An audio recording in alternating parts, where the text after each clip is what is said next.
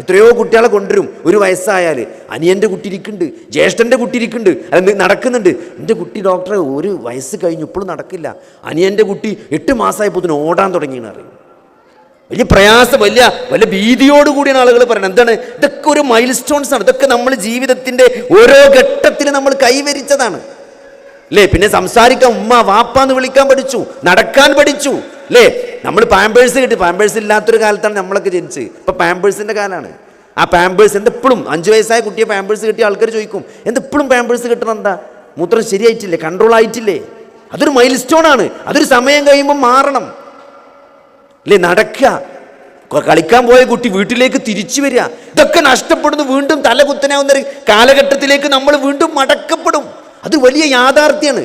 ഇപ്പം ആളുകൾ ഇങ്ങനെ എന്നെ ഒരു 70 വയസ്സായ ആളുകൾ കാണിക്കാൻ വരും. അപ്പം പലപ്പോഴും അവരെ കൺസേൺ എന്താ? പഴയ പോലെ നടക്കാൻ പറ്റുന്നില്ല എന്നുള്ളതാണ്. ജീവിതത്തിൻ്റെ ഏതോ ഒരു ഘട്ടത്തിൽ അവർ കൈവരിച്ച നടത്തം എന്നത് നഷ്ടപ്പെടുമ്പോഴുള്ള വിഷമാണ് അല്ലേ? 80 വയസ്സായ ആളെ ഏറ്റവും വലിയ കൺസേൺ എന്താ? നിങ്ങൾ ചോദിച്ചു നോക്കി. കൺട്രോളോട്, മലമൂത്ര വിസർജനത്തിൻ്റെ കൺട്രോൾ നഷ്ടപ്പെടാതെ 80 വയസ്സിലും പിടിച്ചു നിൽക്കാൻ പറ്റുക എന്നുള്ളതാണ്. നടക്കാൻ പറ്റിയിട്ടില്ലെങ്കിൽ കുഴപ്പമില്ല ഡോക്ടറെ, ഈ മൂത്രത്തിൻ്റെ ട്യൂബായിട്ട് നടക്കാൻ വലിയ പ്രയാസമാണ്. പാമ്പേഴ്സ് കെട്ടിയിട്ടാണ് ഉറങ്ങുന്നത്, മൂത്രം കൺട്രോളില്ല. 80 വയസ്സായ ആളുടെ കൺസേൺ ആണ് ഇത്. നമ്മൾ ജീവിതത്തിൻ്റെ ഒരു ഘട്ടത്തിൽ അച്ചീവ് ചെയ്തതാണ്. അള്ളാഹു പറയുന്നത് ഇതൊക്കെ വീണ്ടും തല കീഴ്മേൽ മറിയും, തല കുത്തനെയായിട്ട് തിരിച്ചു കൊണ്ടുവരപ്പെടുമെന്ന് അള്ളാഹു ഖുർആനിൽ നമ്മൾ ഓർമ്മിപ്പിക്കുകയാണ്. അപ്പോൾ ഒരു പ്രായം കഴിയുമ്പോൾ ഇതൊക്കെ തല തിരിഞ്ഞു വരും. ഇത് ജീവിതത്തിൻ്റെ ഏറ്റവും വലിയ യാഥാർത്ഥ്യമാണ്. ഇതൊക്കെ നമ്മുടെ മുമ്പിലിങ്ങനെ നമ്മൾ കാണുന്ന യാഥാർത്ഥ്യങ്ങളാണ്. നിങ്ങൾ ഈ സംസാരിക്കുന്നത് എത്രത്തോളം യാഥാർത്ഥ്യമാണോ അതുപോലെ യാഥാർത്ഥ്യമാണ് മരണത്തിന് ശേഷം ഒരു ജീവിതം എന്നത്. ഖുർആനിൽ ലാ റൈബ എന്ന് പറഞ്ഞ പ്രയോഗം നടത്തിയിട്ടുണ്ട്. ലാ റൈബ അറബി പഠിക്കുന്നവർക്കറിയാം. ഫതഹിട്ടിട്ട് ഒരു സാധനത്തെ നിഷേധിച്ചു കഴിഞ്ഞാൽ നഹിയും ലിൽ ജിൻസ് എന്നാ പറയാ. ലാ റൈബുൻ എന്ന് പറയാം ശരിക്കും അറബിയിൽ, അതിൽ തെറ്റൊന്നുമില്ല. പക്ഷെ ലാ റൈബ എന്ന് പറയുമ്പം അത് ഫതഹിട്ടിട്ടാണ് നിഷേധിക്കുന്നത്. അപ്പം എന്താണ്? ലാ റജുലുൻ, ഒരു പുരുഷൻ ഒരു വീട്ടിലില്ല എന്ന് പറഞ്ഞാൽ എന്താണ്? ഒരു പുരുഷനില്ല എന്ന് അതിൻ്റെ അർത്ഥം. ലാ റജുല ഫീ ബൈത്തി എന്ന് പറഞ്ഞാലോ, ലാ റജുല എന്ന് പറയുമ്പം ഒരു ആൺതരിയേ ഇല്ല എന്നാണ്. ഇപ്പൊ പ്രസവിച്ചൊരു ആൺകുട്ടിയും കൂടി ആ വീട്ടിലില്ല എന്നാണ് അർത്ഥം വരിക. അതാണ് അറബിന്റെ പ്രത്യേകത. ലാ റൈബ എന്ന് പറഞ്ഞിട്ട് ഖുർആൻ നിഷേധിച്ച, അതിൽ സംശയമേ ഇല്ല എന്നേ മലയാളത്തിൽ പറയാൻ പറ്റുള്ളൂ. അതാണ് മലയാളത്തിൽ അങ്ങനെ അർത്ഥം കൊടുക്കുന്നത്. സംശയമേ ഇല്ല എന്ന് പറഞ്ഞു. സംശയമില്ല എന്നല്ല, സംശയമേ ഇല്ല. എന്തില്? യൗമുൽ ഖിയാമ, മരണാനന്തര ജീവിതത്തിൽ സംശയമില്ല. ഖുർആൻ ലാ റൈബിട്ടിട്ട് നിഷേധിച്ച കാര്യങ്ങൾ പരിശോധിച്ചാൽ 2 കാര്യങ്ങളുള്ളൂ. ഒന്ന്, ഈ ഗ്രന്ഥത്തിൽ, ഈ അള്ളാഹുവിൻ്റെ വഹീൽ സംശയമല്ല. ഈ ഖുർആൻ അള്ളാഹുവിൽ നിന്നാണ്, അള്ളാഹുവിൻ്റെ കിതാബാണ് എന്നുള്ളതിൽ. ഈ മരണവും മരണാനന്തര ജീവിതവും ഈ അള്ളാഹുവിനെ കുറിച്ച്, പ്രവാചകന്മാരെ കുറിച്ച്, വഹീനെ കുറിച്ച്, സ്വർഗത്തെക്കുറിച്ച്, നരകത്തെക്കുറിച്ച്, മരണാനന്തര ജീവിതത്തെക്കുറിച്ച്, യൗമുൽ ഖിയാമയെ കുറിച്ച്, ഖദറിനെ കുറിച്ച്, ഈ ഗൈബിയായ വിശ്വാസ കാര്യങ്ങളെ പറ്റി നിങ്ങൾക്കറിയിച്ചു തന്ന ഈ വേദഗ്രന്ഥത്തിൽ സംശയമേ ഇല്ല. മരണാനന്തര ജീവിതത്തിൽ യൗമുൽ ഖിയാമ, നിങ്ങളെ വീണ്ടും ഉയർത്തെഴുന്നേൽപ്പിക്കപ്പെടുമെന്നതിൽ അതിൽ സംശയമേ ഇല്ല. അതുകൊണ്ട് നിങ്ങൾ ആലോചിച്ച് നോക്കി, നമ്മൾ ആദ്യ തവണ സൃഷ്ടിച്ച അള്ളാഹുവിന് രണ്ടാമതും നമ്മളെ സൃഷ്ടിക്കാൻ എന്ത് പ്രയാസമുള്ളത് അല്ലെ? ഏതൊരു സാധനം ഫസ്റ്റ് ഉണ്ടാക്കാനാണ് പ്രയാസം അല്ലെ? ഏത് നമ്മൾ സോഫ്റ്റ്വെയർ ആകട്ടെ, എന്താകട്ടെ, അതിനെ ഫസ്റ്റ് കോപ്പിക്കാണ് പ്രയാസം. രണ്ടാമത് ഉണ്ടാക്കുക എന്നുള്ളൊരു ബുദ്ധിമുട്ടല്ല, അത് കോപ്പി അടിച്ചാൽ മതി. അതുകൊണ്ട് നമ്മൾ ആദ്യ തവണ സൃഷ്ടിച്ചത് അള്ളാഹു ആണെങ്കിൽ എന്നെയും നിങ്ങൾക്ക് ഇതേപോലെ മടക്കി കൊണ്ടുവരാൻ അള്ളാഹുവിന് എന്ത് പ്രയാസമാണുള്ളത്. അപ്പം അതുകൊണ്ട് ഈ ജീവിതത്തിനൊരു ലക്ഷ്യമുണ്ട് അല്ലേ? തൗഹീദ്, അള്ളാഹു റബ്ബാണ്. നമുക്ക് എത്ര വർഗീയത ഇല്ലാത്ത വിശ്വാസമാണ് ഇസ്ലാം പഠിപ്പിക്കുന്നത്. നിങ്ങൾ റബ്ബിനെയാണ്, യാ അയ്യുഹന്നാസ്, മുഴുവൻ മനുഷ്യരെയും വിളിച്ചിട്ടാണ് അള്ളാഹു സൂറത്തുൽ ബഖറയിൽ പറയുന്നത്. യാ അയ്യുഹന്നാസ് ഉഅ്ബുദൂ റബ്ബക്കും, നിങ്ങളുടെ റബ്ബിനെയാണ് നിങ്ങൾ ആരാധിക്കേണ്ടത് അല്ലേ? ആ റബ്ബാണ് ഇലാഹ്. അത് പഠിപ്പിക്കാനാണ് പ്രവാചകന്മാർ വന്നത്. റബ്ബായ അള്ളാഹു മാത്രമാണ് ഇലാഹ് എന്ന ഈ ഇസ്ലാമിൻ്റെ ഏറ്റവും അടിസ്ഥാന വിശ്വാസം, അത് പഠിപ്പിക്കാനാണ് പ്രവാചകന്മാർ വന്നത്. രണ്ടാമത്തത് റിസാലത്താണ് അല്ലേ? റിസാലത്തിൽ എന്താണ് സംശയം?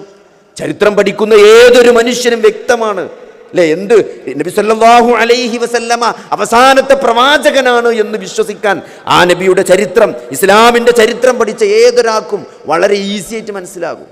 മൈക്കൽ എച്ച് ഹാർട്ട് വെറുതെയല്ല ദ 100 റാങ്കിങ്ങിൽ നബി സല്ലല്ലാഹു അലൈഹി വസല്ലമയെ 1ാം റാങ്ക് കൊടുത്ത് മുന്നിൽ നിർത്തിയത് എന്തുകൊണ്ടാണ്?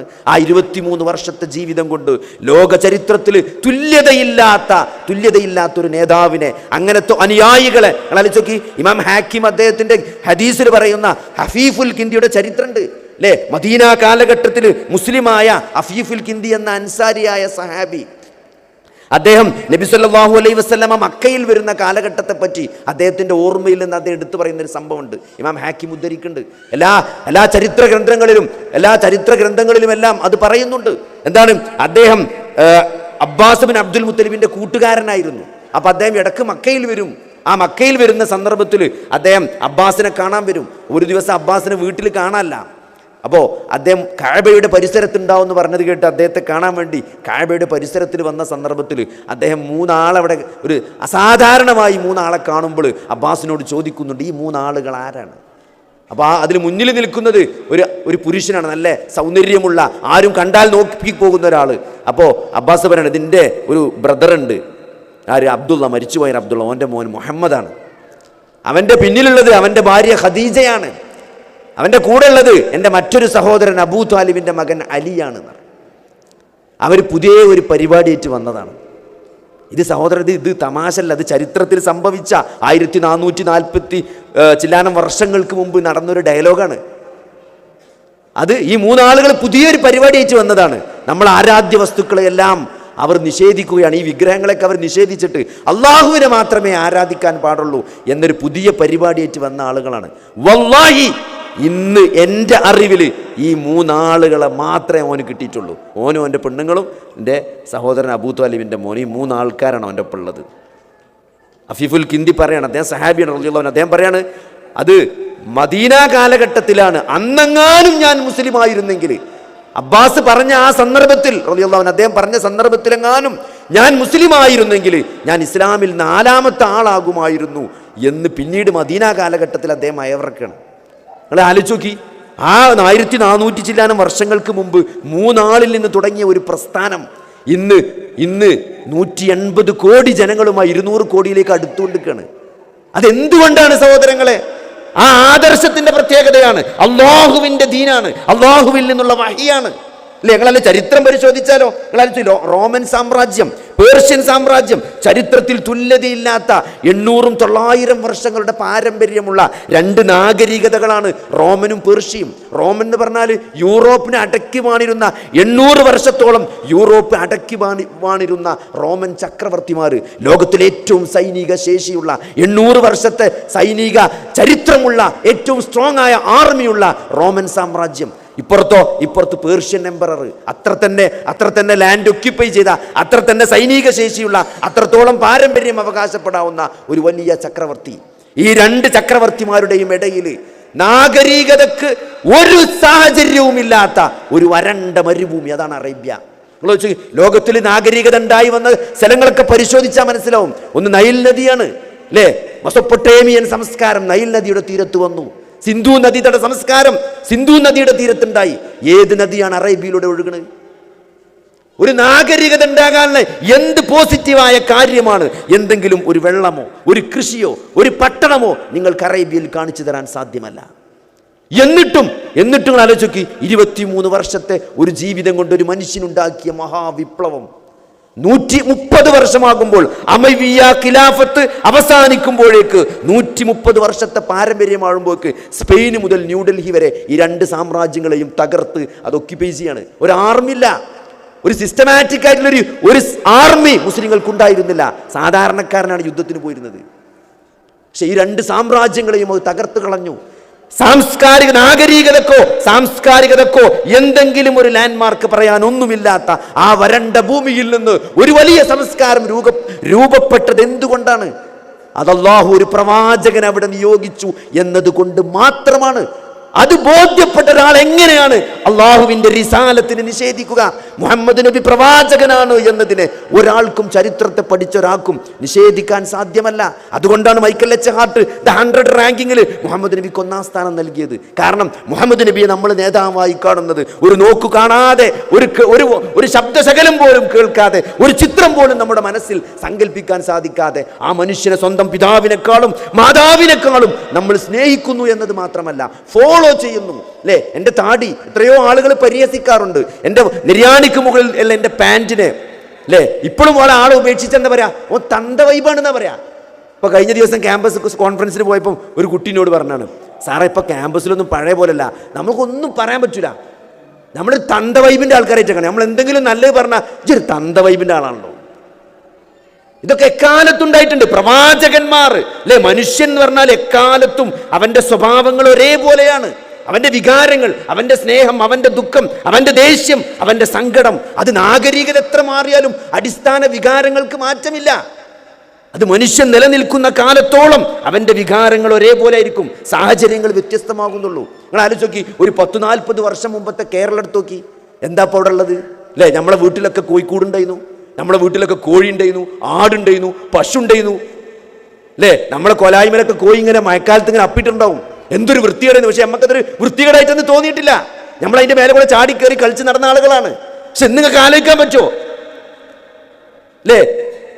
അപ്പോ ആ എങ്ങനെ നാഗരികത നമ്മൾ മുകളിലേക്ക് പോയി കഴിഞ്ഞാലും ഇങ്ങനെ കാലങ്ങൾ മാറി. ഇപ്പം എന്താ, ഇപ്പം ഫാം ഹൗസാണ്, കാശ് കൂടി, ഇതൊക്കെ വേറെ സ്ഥലത്തുണ്ട്. അവിടെ കോഴിയുണ്ട്, ആടുണ്ട്, പശുണ്ട്. പണ്ട് ഓൻ്റെ ബാക്കിൻ്റെ പിന്നിലെ ആലെടുത്തിട്ട് വേറെ സ്ഥലത്ത് കൊണ്ടുപോയി വലിയ സെക്യൂരിറ്റിയൊക്കെ വെച്ചിട്ട് ഫാം ഹൗസ് നടത്തുക. പേര് ഫാം ഹൗസ്.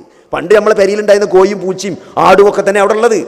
പക്ഷെ പേര് മാറി അല്ലേ? പണ്ട് നമ്മൾ പാടത്ത് പണിയെടുത്തിരുന്നു, പറമ്പിൽ പണിയെടുത്തിരുന്നു. പച്ചക്കറി, വെണ്ടക്ക, നമ്മളെ പറമ്പിലുള്ള കുമ്പളങ്ങി, മത്തനും ഒക്കെയാണ് നമ്മൾ കറി ഉണ്ടാക്കിയത്. ഇപ്പോൾ ആൾക്കാർ ടെറസിൻ്റെ മേലെ ഓർഗാനിക് ഫാമിംഗ് നടത്തുകയാണ്. പാറപ്പുറത്ത് മണ്ണിട്ട് ലക്ഷങ്ങൾ ചിലവാക്കിയിട്ട് 1000 റുപ്യേൻ്റെ വെണ്ടക്ക ഉണ്ടാക്കുകയാണ്. എന്താ വ്യത്യാസമുള്ളത് അല്ലേ? അന്ന് നമ്മൾ 6 പാക്ക് ചെയ്യുന്നു, ജിമ്മിലൊന്നും പോയിട്ടില്ല, നമ്മൾ 6 പാക്ക് ചെയ്യുന്നു. ഇപ്പോൾ 40 വയസ്സാകുമ്പോഴാണ് 6 പാക്ക് ആക്കാൻ തുടങ്ങുന്നത്. എന്നിട്ട് നോക്കുമ്പോൾ 8 പാക്കാണ്. ഇപ്പോൾ അടി 2 ഹെർണിയും കൂടി വന്നിക്കണ്. അപ്പോൾ എണ്ണി നോക്കുമ്പോൾ 6 പാക്കല്ല 8 പാക്കാ. അപ്പോൾ അടി 2 ഹെർണിയെ പുതിയ വന്നേക്കാണ്. കാരണം ഒരു പ്രായം കഴിഞ്ഞിട്ട് 6 പാക്ക് ആവില്ല. അപ്പോൾ ഇപ്പൊ ജിമ്മിൽ പോകണം. ആബാലവൃതം ജനങ്ങൾ നമ്മുടെ നാട്ടിൽ ജിമ്മിൽ പോയി കൊണ്ടിരിക്കുകയാണ്. അപ്പോൾ നമ്മൾ ഇതൊന്നും അടിസ്ഥാനപരമായി ഇതിപ്പോൾ ഇപ്പോൾ നല്ല സുഖത്തിൽ കിടന്നുറങ്ങിയ ആൾക്കാർ നല്ല ഓടിട്ട പെരയിൽ സുഖമായിട്ട് കിടന്നുറങ്ങാണ്. പണ്ടത്തെ കാലത്ത് ഒരു പ്രശ്നമില്ല, ജനലൊക്കെ തുറന്നിട്ട് കാറ്റും കൊണ്ട് കിടക്കുകയാണ്. ഇപ്പം എന്താ സംഭവം? ഇപ്പോൾ ഒന്നുമില്ല, ഇപ്പോൾ ഫുൾ AC തണുപ്പിച്ച് കമ്പിളിയൊക്കെ പൊതച്ച് കിടക്കുകയാണ്. പക്ഷേ ഉറക്കം കിട്ടില്ല, ഗുളി കുടിച്ചിട്ടാണ് കിടക്കണം. അപ്പോൾ അടിസ്ഥാനപരമായി നമ്മൾ എത്ര ഏൺ ചെയ്താലും നമ്മളെ ചെലവ് കൂടുന്നുള്ളൂ അല്ലേ? നമ്മൾ പണ്ട് സമാധാനമായി ബസ്സിൽ പോയിരുന്നു, അല്ല സൈക്കിൾ ഔട്ടി പോയിരുന്നു, നടന്നു പോയിരുന്നു സ്കൂൾക്ക്. ഇപ്പോൾ എന്താണ്? ഇപ്പോഴും രാവിലെ ആൾക്കാർ ഓടുകയാണ്, ചില ആൾക്കാർ സൈക്ലിംഗ് ആണ്. പണ്ട് നമ്മുടെ ആവശ്യത്തിന് ചവിട്ടിയ സൈക്കിൾ ഇപ്പോൾ വെറുതെ ചവിട്ടാണ്, ഓടിക്കൊണ്ടിരിക്കുകയാണ്. റണ്ണേഴ്സ് ക്ലബ്ബ് അല്ലേ, റൈഡേഴ്സ് ക്ലബ്ബ്. അപ്പോൾ അടിസ്ഥാനപരമായി മനുഷ്യൻ എന്ന ജീവി എന്ന് പറഞ്ഞാൽ നമ്മളെ വരുമാനം എത്ര കൂടിയാലും നമ്മളെ സ്വഭാവം, നമ്മളെ സന്തോഷം, നമ്മളെ സങ്കടം, ഇതൊക്കെ ഭയങ്കര റിലേറ്റീവായ സാധനങ്ങളാണ് അല്ലേ? നേരെ മറിച്ച് ഇപ്പോൾ നമുക്ക് ചിലപ്പോൾ തോന്നും ഈ പഴയ മാരുതിയൊക്കെ സെക്കൻഡ് ഹാൻഡ് നമ്മുടെ നാട്ടിൽ ഈ കാറ് വാങ്ങാൻ കാശില്ലാത്തവന് പൈസയൊക്കെ സംഘടിപ്പിച്ച് കുറിയൊക്കെ കൂട്ടി അതിന് 1 ലക്ഷം 1.5 ലക്ഷമൊക്കെ ഉണ്ടാക്കിയിട്ട് പഴയ മാരുതി 15-20 കൊല്ലം പഴക്കമുള്ള മാരുതി സെക്കൻഡ് ഹാൻഡ് എടുക്കും. എന്നിട്ട് ഓൻ്റെ ഫാമിലി മൊത്തം ഇതിലെ പോകുക. കാണുമ്പോൾ നമുക്ക് വല്ലാത്തൊരിത് തോന്നും അല്ലേ? എല്ലാവരും കൂടി ബാക്കിൽ കുട്ടികളൊക്കെ മടിയിലൊക്കെ ഇരുന്നിട്ട് അതിൻ്റെ ടയറൊക്കെ ചിലപ്പോൾ ചപ്പി ഉണ്ടാവും, കാറ്റൊക്കെ. പക്ഷെ ഭയങ്കര സന്തോഷത്തോടെയാണ് പോണത്. എന്നാൽ പുറത്ത് വോൾവോ എന്താണ് ഇപ്പോൾ അതിൻ്റെ വലിയ കാറൊക്കെ ഉണ്ടല്ലോ, 80CO പല ഇലക്ട്രിക് ഏറ്റവും നല്ല വോൾവോ കാറിലോ. അവിടെ സന്തോഷമല്ല. അവിടെ എന്താണ്? അവിടെ മക്കൾ എന്താണ് പ്രോപ്പർട്ടി ഡിസ്പ്യൂട്ട് കാരണം മകൻ തെറ്റി നിൽക്കുകയാണ്. എക്സ്ട്രാ മാരിറ്റൽ റിലേഷൻഷിപ്പ് കാരണം ഭാര്യനെ സംശയമാണ്. സന്തോഷമില്ലാതെയാണ് ഈ വോൾവോയിൽ പോണത്. മറ്റോ സെക്കൻഡ് ഹാൻഡ് മാരുതി വാങ്ങി അടിച്ചു പൊളിച്ച് സന്തോഷത്തിൽ പോവാണ്. ഇപ്പൊ സഹോദരങ്ങളെ, നമ്മൾ ജീവിതത്തിന്റെ വിജയമായി കാണുന്നത് ആത്യന്തികമായി നമുക്ക് സന്തോഷം നൽകണമെന്നില്ല. അപ്പൊ സന്തോഷം എന്താണ്? എന്തുകൊണ്ടാണ് ഒരു വിശ്വാസി, ഒരു മനുഷ്യൻ എങ്ങനെയാണ് സന്തോഷിക്കുക? അത് തികച്ചും മാനസികമായ സാധനമാണ് അല്ലേ? ഹയാത്തൻ ത്വയ്യിബത്തൻ നൽകുമെന്ന് അള്ളാഹു പറയുന്നുണ്ട് അല്ലേ? അള്ളാഹുവിനെ ആരാധിക്കുന്ന ആളുകൾക്ക്, അള്ളാഹുവിനെ ആരാധിക്കുകയും അവൻ വിശ്വസിക്കുകയും സൽക്കർമ്മം ചെയ്യുകയും ചെയ്യുന്ന ആളുകൾക്ക് അള്ളാഹു പ്രതിഫലമായിട്ട് ഹയാത്തൻ ത്വയ്യിബത്തൻ, ഒരു നല്ല ജീവിതം നൽകുമെന്ന് പറയുന്നുണ്ട്. ഈ ഗാസയിൽ ബോംബിട്ട് ആ കുഞ്ഞുങ്ങൾ അനുഭവിക്കുന്ന നരകയാതനയുടെ ജീവിതമാണോ ഹയാത്തൻ ത്വയ്യിബത്തൻ? നമുക്കങ്ങനെ തോന്നും. എന്ത് ഹയാത്തൻ ത്വയ്യിബത്താണ് നമുക്കവിടെ നോക്കിയാൽ കാണുക. പക്ഷേ അതിലൊരു ഹയാത്തൻ ത്വയ്യിബത്ത്, അത് നമ്മൾ അനുഭവിക്കുന്ന മാനസികമായ സന്തോഷമാണ്. ഗിനൻ നഫ്സ് അല്ലേ? മനസ്സിന്റെ സന്തോഷമുണ്ട്, മനസ്സിന്റെ ധന്യതയുണ്ട്. അലാ ബിദിക്രില്ലാഹി തത്മഇന്നൽ ഖുലൂബ്. അറിയണം, അള്ളാഹുവിനെ കുറിച്ച് ഓർക്കുന്നതിലാണ് മനസ്സുകൾ സമാധാനപ്പെടുക, ശാന്തി ഉണ്ടാകുക. അത് അള്ളാഹു പറഞ്ഞതാണ്. ഈ മനസ്സിനെ സംവിധാനിച്ച, ഈ മനസ്സിനെ നമുക്ക് നൽകിയ, ഈ മനസ്സിന്റെ പ്രവർത്തനങ്ങളെ അറിയുന്ന, അതിനെ സംവിധാനിച്ച അതിൻ്റെ റബ്ബായ, അതിൻ്റെ നിയന്താവായ ആ അള്ളാഹുവിൻ്റെ നിർദ്ദേശമാണ്. അള്ളാഹു പഠിപ്പിച്ചതാണെന്ത്? അള്ളാഹുവിനെ അറിയുന്നതിലൂടെയും സ്മരിക്കുന്നതിലൂടെയുമാണ് മനുഷ്യ മനസ്സുകൾക്ക് സമാധാനം ഉണ്ടാകുക. ഇന്ന് ആളുകളൊക്കെ കൗൺസിലർമാരെടുത്ത് ഇപ്പോൾ കഴിഞ്ഞൊരു ദിവസം പോലും 80 വയസ്സായ ഒരു മനുഷ്യൻ ആത്മഹത്യക്ക് ശ്രമിച്ചേക്കുക. 80 വയസ്സ്. സത്യമാണ് ഞാൻ പറഞ്ഞു. അത്ഭുതം. എൻ്റെ ജീവിതത്തിൽ കുറേ ആളുകളെ ഞാൻ ആത്മഹത്യക്ക് ശ്രമിക്കുന്ന ആളുകളെ കാണാറുണ്ട്. കാരണം എന്താ വെച്ചാൽ നമ്മൾ ഓർത്തോ ആയതുകൊണ്ട് ഈ കയ്യിൻ്റെ ഞരമ്പ് മുറിച്ചിട്ട് വരും ആൾക്കാർ രാത്രി മരിക്കാൻ വേണ്ടിയിട്ട്. പക്ഷെ അങ്ങനെ മരിക്കൊന്നുമില്ല. കയ്യിൻ്റെ ഞരമ്പ് പിടിച്ചാലൊന്നും അങ്ങനെ മരിച്ചു പോകാൻ ചാൻസ് കുറവ് അന്നത്തെ കാലത്ത്. പണ്ടൊക്കെയാണെങ്കിൽ മരിക്കും, ഇപ്പം മരിക്കില്ല. കാരണം അത് ബ്ലഡ് വരും, ആൾക്കാർ വന്ന് ആശുപത്രിക്ക് എത്തിക്കുന്നതുകൊണ്ട് രക്ഷപ്പെടും. ഈ മനുഷ്യൻ 80 വയസ്സായി. ഈ മനുഷ്യന് അദ്ദേഹത്തിന് എവിടെ മുറിക്കണ്ടെന്ന് പോലും അറിയില്ല. എന്നിട്ട് കാലിൻ്റെ വിഷവള്ളിക്കുണ്ട് ഒരു 10-15 വട്ടം മുറിച്ചിങ്ങനെ, വല്ല മത്തിക്കൊക്കെ നമ്മൾ മുളക് പിടിക്കാൻ വേണ്ടിയിട്ട് ഇങ്ങനെ വരിയല്ലോ, അതേമാതിരി ഇങ്ങനെ ഇവിടെ ഇങ്ങനെ വരിഞ്ഞിട്ടൊക്കെ മൂപ്പര് ഞാൻ അവിടെ മുറിച്ചാൽ മരിച്ചു എന്നാണ്. എന്നിട്ട് അദ്ദേഹത്തെ ചോദിച്ചു എന്താണ് ഇങ്ങനെ ചെയ്യാനുള്ള കാരണം ചോദിച്ചപ്പോൾ അദ്ദേഹം പറഞ്ഞെന്താ പറയുക, ഭാര്യ മരിച്ചുപോയി. അപ്പോൾ ആരുമില്ലപ്പോൾ ഭയങ്കര പ്രയാസമാണ്, ഒറ്റപ്പെടലാണ്. മക്കളൊക്കെ ഉണ്ട്, പക്ഷെ എന്താ പറയുക, മക്കൾക്കൊക്കെ ഞാനൊരു ഭാരമായി എന്ന് മൂപ്പർക്ക് തോന്നുകയാണ്. അവരുടെ ഒരു സ്വസ്ഥതക്കൊക്കെ ഞാനൊരു പ്രയാസമായി എന്ന് തോന്നലുകൊണ്ട് ജീവിതം അവസാനിപ്പിക്കാൻ ശ്രമിക്കുകയാണ്. നിങ്ങൾ ആലോചിച്ച് നോക്കി, ജീവിതത്തെക്കുറിച്ച് ഒരു വ്യക്തമായ കാഴ്ചപ്പാട്, ഈ ജീവിതം എന്തിനു വേണ്ടി എന്ന് കൃത്യമായി നമ്മൾ മനസ്സിലാക്കിയിട്ടില്ലെങ്കിൽ സഹോദരങ്ങളെ, ഈ വൈബൊക്കെ അവസാനിക്കുന്ന ഒരു സമയം വരും. അന്ന് നമ്മൾ തളരും. തളരാൻ പാടില്ല. അതിനാണ് അള്ളാഹു പ്രവാചകന്മാരിലൂടെ ഈ ജീവിതം എന്തിനു വേണ്ടിയാണ് എന്ന്, ജീവിതത്തിന്റെ കൃത്യമായ ലക്ഷ്യം എന്താണ്, വലനബുലുവന്നകും ബിശൈഇൻ മിനൽ ഖൗഫി വൽ ജൂഇ വനഖ്സിൻ മിനൽ അംവാലി വൽ അൻഫുസി വസ്സമറാത്ത് വബശ്ശിരിസ് സ്വാബിരീൻ. അല്ലേ, അള്ളാഹു പരീക്ഷിക്കുക തന്നെ ചെയ്യും. വിശപ്പ് കൊണ്ടും ധനനഷ്ടം കൊണ്ടും പട്ടിണിയും ഭയം അങ്ങനെ കുറേ കാര്യങ്ങൾ കൊണ്ട് അള്ളാഹു മനുഷ്യനെ പരീക്ഷിക്കും. അതാണ് ജീവിതം.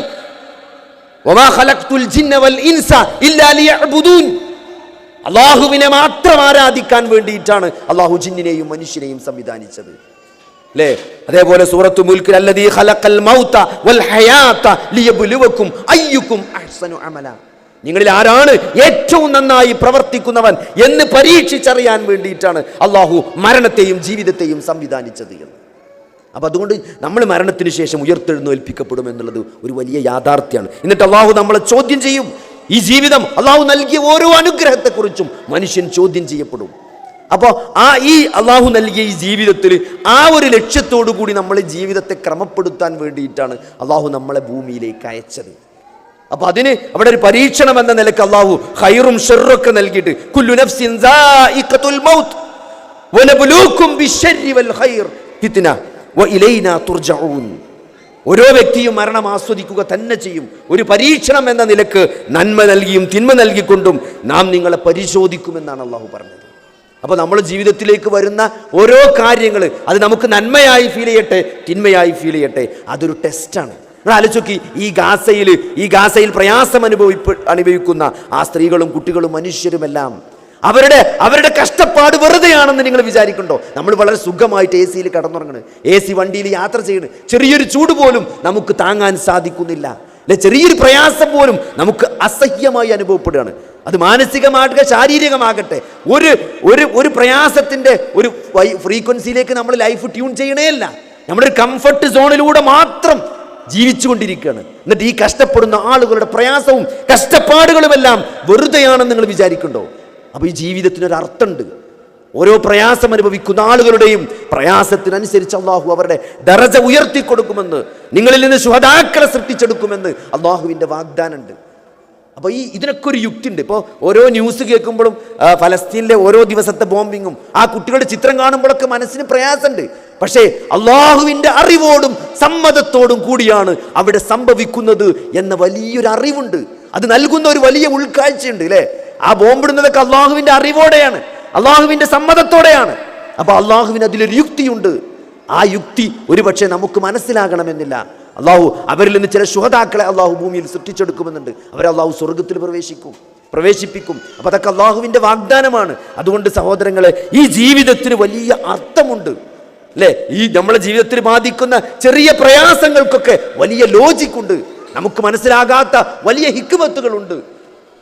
അത് തിരിച്ചറിയുക എന്നുള്ളതാണ് ഒരു മനുഷ്യനെ സംബന്ധിച്ചിടത്തോളം ഈ ജീവിതയാത്രയിൽ ഏറ്റവും പ്രധാനപ്പെട്ട കാര്യം. അത് തിരിച്ചറിയാൻ നമുക്ക് സാധിച്ചിട്ടില്ലെങ്കിൽ നമ്മുടെ ജീവിതം വല്ലാത്ത നഷ്ടത്തിലായിരിക്കും കലാശിക്കുക. അപ്പോൾ ചെറിയ പ്രയാസങ്ങൾ വരുമ്പോൾ അത് വലിയ മാനസിക സംഘർഷത്തിലേക്ക് നമ്മളെ കൊണ്ടെത്തിക്കുന്നത് ഈ ഒരു ഡയമെൻഷനിൽ നമ്മൾ കാര്യങ്ങൾ ചിന്തിക്കാതെ പോകുന്നത് കൊണ്ടാണ്.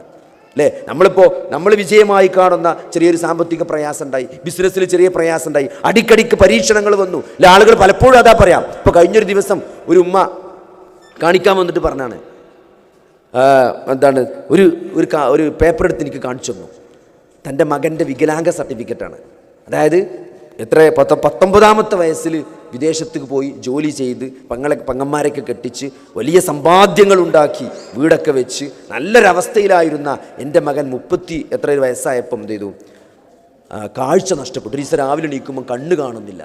അങ്ങനെ അവനുണ്ടാക്കിയ സമ്പാദ്യങ്ങൾ മുഴുവനും അവൻ്റെ ചികിത്സയ്ക്ക് വേണ്ടി ചെലവഴിച്ചു. ഇപ്പോഴും അവൻ അന്ധനായി വീട്ടിൽ ജോലിയൊക്കെ നഷ്ടപ്പെട്ട് വീട്ടിലിരിക്കുകയാണ്.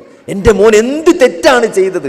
ഒരാളെപ്പോലും ഇന്നേ വരെ ഉപദ്രവിച്ചിട്ടില്ല എന്നാണ്. എന്തൊരു പ്രയാസമുണ്ടായ ആളുകൾ വന്നാലും അവനെ കൊണ്ട് കഴിയുന്നത് അവൻ ചെയ്യുമെന്നാണ്. ഒരു സിഗരറ്റ് പോലും എൻ്റെ മകൻ ഇതേവരെ വലിച്ചിട്ടില്ല എന്നാണ്.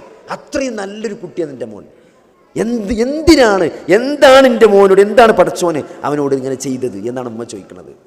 സഹോദരൻ, ആ ചോദ്യം ചോദിക്കണം എന്താണ്? ഈ ഒരു അറിവില്ലാത്തത് കൊണ്ടാണ്. ഈ ജീവിതം എന്നത് ഒരു പരീക്ഷണം മാത്രമാണ് എന്ന ഏറ്റവും വലിയ തിരിച്ചറിവ്. അതാണ് പ്രവാചകന്മാർ പഠിപ്പിച്ചത്, അതാണ് വേദഗ്രന്ഥങ്ങൾ പഠിപ്പിക്കുന്നത്. ഇത് ദുനിയാവാണ്.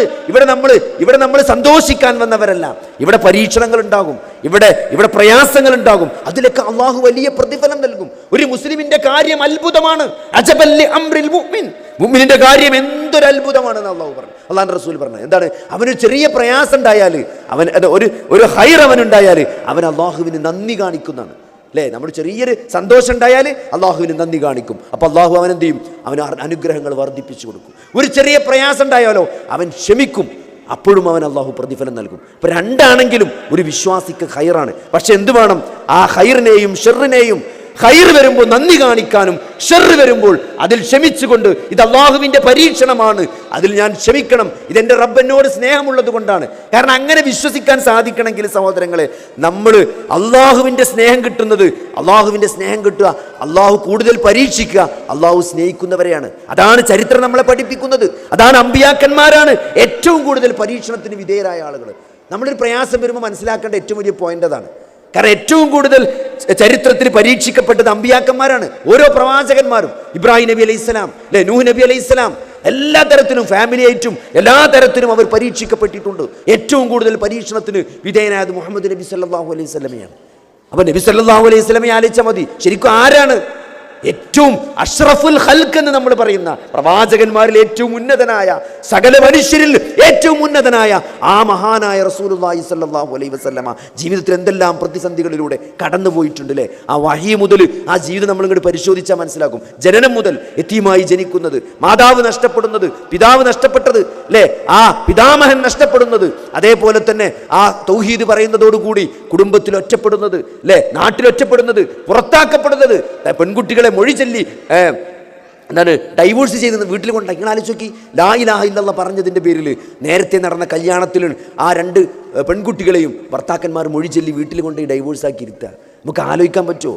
ജനിക്കുന്ന ആൺകുട്ടികൾ മുഴുവൻ മരിച്ചു പോവുക, ജനങ്ങൾ പരിഹസിക്കുക അല്ലേ? വാലറ്റവനാണ്, ആൺകുട്ടികളൊക്കെ മരിച്ചു പോവാണ്, അനന്തരാവകാശികളില്ലാത്തവനാണ്, വാലറ്റവനാണ്. ആലോചിച്ച് നോക്കി, ആ വാലറ്റവൻ എന്ന് പറഞ്ഞ് കളിയാക്കിയ ആളുകൾ എവിടെയെങ്കിലും ചരിത്രത്തിൽ നിന്ന് സ്മരിക്കപ്പെടുന്നുണ്ടോ? പക്ഷേ മുഹമ്മദ് നബി സല്ലല്ലാഹു അലൈഹി വസല്ലമ ഈ ഭൂമി ഇങ്ങനെ തിരിഞ്ഞുകൊണ്ടിരിക്കുന്ന ഓരോ സെക്കൻഡും ഇവിടെ സ്മരിക്കപ്പെടുകയാണ്, ഇവിടെ അനുധാവനം ചെയ്യപ്പെടുകയാണ്. ഓരോ മനുഷ്യന്റെ മനസ്സിലും അങ്ങേയറ്റത്തെ സ്നേഹത്തോടു കൂടി ആളുകൾ സ്നേഹിക്കുകയും ആളുകൾ ഫോളോ ചെയ്യുകയും ആളുകൾ പേരുച്ചരിക്കുകയും സലാത്ത് ചെല്ലുകയും അഷ്ഹദു അന്ന മുഹമ്മദർ റസൂലുള്ളാഹി എന്ന് പ്രഖ്യാപിക്കുകയും വിളിച്ചു പറയുകയും ലോകത്തിന്റെ ഓരോ സെക്കൻഡിൽ ഇത് നടന്നുകൊണ്ടിരിക്കുകയാണ്. ആ വാലറ്റവൻ എന്ന് പറഞ്ഞ് പരിഹസിച്ച ആളുകൾ ഇന്ന് എവിടെയാണ് സഹോദരങ്ങളെ? അപ്പൊ അതുകൊണ്ട് ഇതിന് വലിയൊരു യുക്തിയുണ്ട് അല്ലേ? അപ്പൊ ഏറ്റവും കൂടുതൽ പ്രയാസങ്ങളിലൂടെ കടന്നുപോയ അമ്പിയാക്കന്മാര്. അപ്പൊ പ്രയാസങ്ങൾ വരിക എന്നത് എന്തല്ല? ജീവിതത്തിൽ പരാജയപ്പെടലല്ല, അള്ളാഹുവിന്റെ കോപമല്ല, അത് അള്ളാഹുവിന്റെ ഇഷ്ടമാണ് എന്ന് തിരിച്ചറിയാൻ ഒരു പരീക്ഷണം അത് പരാജയമാണ് എന്ന് നമ്മൾ മനസ്സിലാക്കേണ്ടത് എപ്പോഴാ വെച്ചാൽ, ആ പരീക്ഷണത്തിലൂടെ നമ്മൾ അള്ളാഹുവിൽ നിന്ന് അകന്നിട്ടുണ്ടെങ്കിൽ അതാണ് ഏറ്റവും വലിയ പരാജയം. ആ പരീക്ഷണത്തിൽ നമ്മൾ പരാജയപ്പെട്ടു എന്നതിൻ്റെ അടയാളം അതാണ്. എന്ത്? ആ പരീക്ഷണത്തിന് ശേഷം നമ്മൾ അള്ളാഹുമായിട്ടുള്ള ബന്ധം മോശമായിട്ടുണ്ടെങ്കിൽ, നമ്മൾ ഇബാദത്തുകളിൽ വീഴ്ച വരുത്തിയിട്ടുണ്ടെങ്കിൽ, നമ്മൾ അള്ളാഹുമായി അകന്നിട്ടുണ്ടെങ്കിൽ, അള്ളാഹുവിനെ പറ്റി മോശമായൊരു വിചാരത്തിലാണ് നമ്മൾ ചെന്നെത്തിയിരിക്കുന്നതെങ്കിൽ ആ പരീക്ഷണം ഒരു പരാജയമാണ് എന്ന് മനസ്സിലാക്കണം. നേരെ മറിച്ച് ഓരോ പരീക്ഷണം വരുമ്പോഴും നമ്മൾ അള്ളാഹുവിലേക്ക് കൂടുതൽ അടുക്കുകയും കൂടുതൽ ഇബാദത്ത് ചെയ്യുകയും കൂടുതൽ അള്ളാഹുവിനെ ഓർക്കുകയും കൂടുതൽ അള്ളാഹുവിനെ സ്നേഹിക്കുകയും അള്ളാഹുമായുള്ള കണക്ടിവിറ്റി, ആ കണക്ഷൻ സ്ട്രോങ് ആവുകയും ചെയ്യുകയാണ് സംഭവിച്ചിട്ടുള്ളത് എങ്കിൽ ആ പരീക്ഷണത്തിൽ നമ്മൾ വിജയിച്ചു എന്നതിൻ്റെ അടയാളമാണത്. അപ്പോൾ അതുകൊണ്ട് ആ ജീവിതത്തെപ്പറ്റി അങ്ങനെ വ്യക്തമായ ഒരു കാഴ്ചപ്പാട് നമുക്ക് ഉണ്ടാക്കാൻ സാധിച്ചിട്ടില്ലെങ്കിൽ അത് വലിയ പരാജയത്തിലാണ് നമ്മൾ എത്തിപ്പെടുക. അപ്പോൾ ഇവിടെയൊക്കെ മെയിൻ റോളുള്ളത് നമ്മുടെ ആറ്റിറ്റ്യൂഡിനാണ്, നമ്മുടെ ഹൃദയത്തിനാണ്, നമ്മൾ കാര്യങ്ങൾ മനസ്സിലാക്കുന്നിടത്താണ്. അപ്പോൾ അതുകൊണ്ട് ഈ ഓരോ കാര്യത്തെയും നമ്മൾ നോക്കിക്കാണുന്ന ആ ഡയമെൻഷൻ, ആ ആറ്റിറ്റ്യൂഡ് അത് മാറണമെങ്കിൽ സഹോദരങ്ങളെ നമുക്ക് ഇങ്ങനത്തെ ചില ഉൾക്കാഴ്ചകൾ വേണം, കാഴ്ചപ്പാടുകൾ വേണം അല്ലേ? ഈ ജീവിതത്തിനൊരു ലക്ഷ്യമുണ്ട്, മരണത്തിന് ശേഷം ഒരു ജീവിതമുണ്ട്, ഇത് പരീക്ഷണമാണ്, ഞാനിവിടെ ക്ഷമിച്ചാൽ എനിക്ക് പ്രതിഫലം കിട്ടുമെന്നുള്ളത്. അപ്പം അതുകൊണ്ട് ആ കൃത്യമായ മനസ്സിൻ്റെ ആ ഹൃദയത്തിൻ്റെ അസുഖങ്ങളിൽ നിന്ന് നമുക്ക് രക്ഷപ്പെട്ടാൻ അതിനാണ് യാ അയ്യുഹന്നാസ് ഖദ് ജാഅതുകും മൗഇളതും മിർ റബ്ബികും വശിഫാഉൻ ലിമാ ഫി സുദൂർ വഹുദം വറഹ്മത്തുൽ ലിൽ മുഅ്മിനീൻ.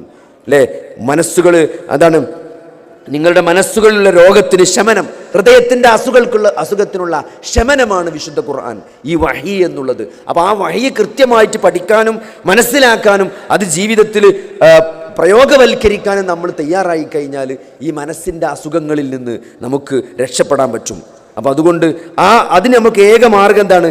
ഈ ദീന് പഠിക്കുക എന്നതാണ്. അള്ളാഹു അറിയിച്ചു തന്ന ഈ വഹിയാകുന്ന വിശുദ്ധ ഖുർആനും ഹദീസും പഠിക്കാൻ നമ്മൾ തയ്യാറാകുക എന്നുള്ളതാണ്.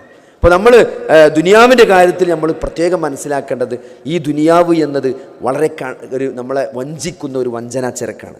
ദുനിയാവിന് എന്തെങ്കിലും ഒരു പ്രാധാന്യം അള്ളാഹു നൽകിയിട്ടുണ്ടെങ്കിൽ അള്ളാഹുവിൻ്റെ റസൂല് പട്ടിണി കിടക്കുമായിരുന്നില്ല. ഇതിന് പ്രാധാന്യം തീരില്ല എന്നല്ലേ പറഞ്ഞത്. ദുനിയാവിലും ആഖിറത്തിലും ഹസനത്ത് ചോദിക്കാനും ആണ് അള്ളാഹു നമ്മളോട് പഠിപ്പിച്ചിട്ടുള്ളത്. പക്ഷെ എന്താ വെച്ചാൽ ആഖിറത്തിനെ മറന്നുകൊണ്ട്, അല്ലേ, മരണത്തിന് ശേഷം ഒരു ജീവിതമുണ്ട് എന്നത് മറന്നുകൊണ്ട്, നമ്മൾ ഈ ജീവിതത്തിൻ്റെ കൃത്യമായ ലക്ഷ്യം എന്താണ് എന്ന് മറന്നുകൊണ്ട് നമ്മൾ ദുനിയാവിനെ സമീപിക്കുന്ന ഒരവസ്ഥ ഉണ്ടാകാൻ പാടില്ല. ദുനിയാവ് ഖൈറാണ്. ദുനിയാവ് എത്രത്തോളം നമ്മൾ മൻകാനത്തി ദുനിയ ഹമ്മഹു ഫറഖല്ലാഹു അലൈഹി അംറഹു വജഅല ഫഖറഹു ബൈന ഐനൈ വലം യഅതിഹി മിന ദുനിയ ഇല്ലാ മാ കുതിബ ലഹു വമൻ കാനത്തിൽ ആഖിറതു നിയതഹു ജമഅല്ലാഹു ലഹു അംറഹു വജഅല ഖിനാഹു ഫീ ഖൽബിഹി വഅതതഹു ദുനിയ വഹിയ റാഹിമ.